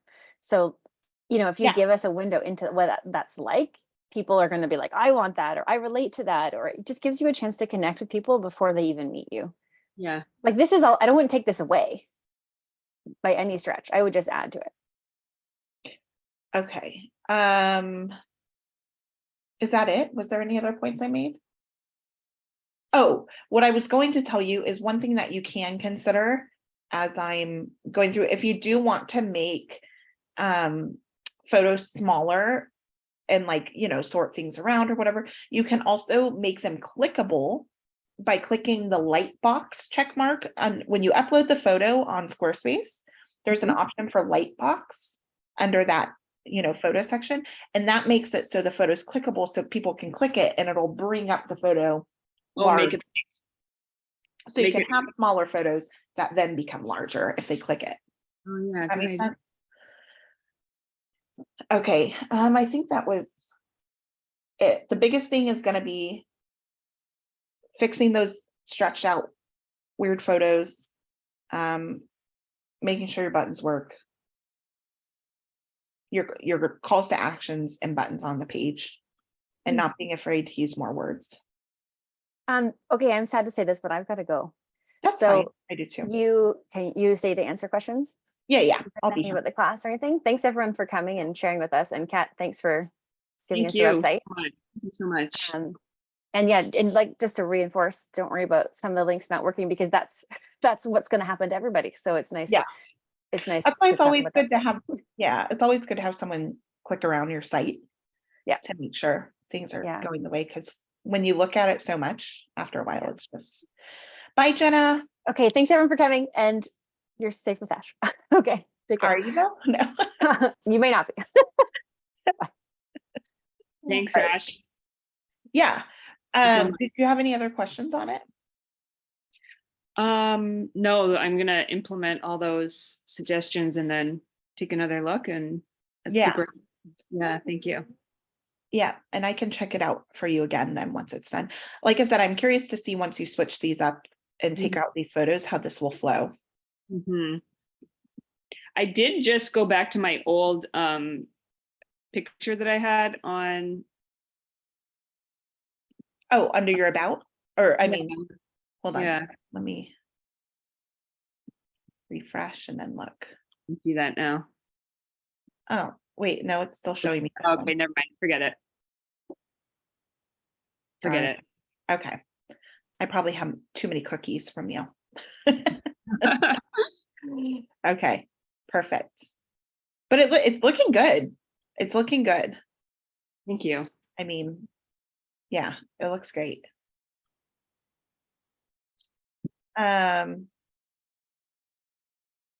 Okay. Good. Does anybody have any questions? Like anybody about anything? Could be about photography, business, life. I mean, don't be shy. You can unmute yourself and I can answer. Nobody. All right, easy breezy. So basically, I'll stop sharing my screen for a minute. There we go. Let's see. I just want to make sure I didn't miss any questions in the chat. So I'm just going to scroll for a minute. Okay, I think we're good. All right. So basically, if you do end up having questions, let me know. I think Jenna and I will, I don't know, next week is next week Christmas? No, next week's not Christmas. Maybe we will meet one last time next week, but we'll probably do one more of these somewhere. So if you're interested in hanging out, make sure you put your email in the chat so we can put you on the list. And also, if you're interested in knowing any more information about me and Jenna's year long. I see a couple of our students in here besides Kat. Hi, Megan. Hi, Anna. But if you want more information about that, let me know as well. I can link it in the chat. I guess I should. The program comes highly recommended from our students and us. I'm running out of fuel here because it's getting late in Germany. Let's see, give me 1 second. I'm going to link it here in the chat. And then it's on the dfpeducation.com website, all the information for that. We have €500 off of registration right now, which we've never done. Krista, you just asked, what advice would you give to someone just starting out? The main things I would say is shoot a lot. Pick up your camera as much as you can. And I think the biggest thing is that initially with shooting, it's going to be shooting what feels good in your gut. Okay, so let me back up. I'm sorry. I'm like going through this process in my mind of how this all works out. A lot of times we will shoot and the photos, we think the photos are really great because we're shooting with our gut and we feel something for those photos. And then we realize once we get something like critique, hey, I could have made that photo better. And then we start overcorrecting ourselves and are no longer following our gut with what we like to shoot because we're so focused on how to do it technically sound with the best composition, the best this, the best that, right? And so then it's about marrying those two things. So one of the best advices I can give you is to shoot and keep following your gut. And don't be afraid to submit your work for critique. And when you get that critique and you're working on one of those things, don't get discouraged when your work doesn't look or feel as much as you would like it to for that moment while you're working on that specific thing. Does that make sense how I just said that? So can anyone relate to that experience of like, you're like, oh, I like my work. And then you're like, wait a second, I'm being critiqued and told I should change these things. So then you're really focused on that and you're no longer shooting what you love because you're so focused. Does that like so focused on correcting yourself that you like lose that gut feeling for it? You're like, I don't know. Anyways, that's my thing. And then the other advice I would give is, yeah, submit for critique if you can, or ask around. Shoot a lot. What was the other thing I was going to say? There was one more besides shooting a lot and submitting for critique. Oh, and really consider what you're drawn to. I think today was a good example of seeing if you were on since the beginning. We saw some of Jordan's work, which had a lot of humor in it. And then we saw, for example, Ebony's work, which was a bit more quiet and detail oriented. And I think it's really great that they have such strong voices. And then, of course, they can work on shooting other things. But initially, I think it's really great to shoot what you're drawn towards and really start considering what is it that makes me like these, you know, really humorous moments, or what is it that makes me like these small, tender, detailed moments, and start thinking about your work in a different way from the beginning. Because at first we just know we like it, right? We don't consider like, why is it that I like it, or what is making me drawn to it? Is it because my life is really chaotic, so I'm like craving that quietness and that tenderness? Or is it, you know, it could be anything. I'm just, like I said, pulling from my head here. But I think really considering why you're shooting a certain way is important as well. Can anyone else think of any things for just starting out? I don't know why my brain's not working, but thank you, Anna Cenero, for recommending us, and we miss you too. It's been too long. Okay, I think that's it.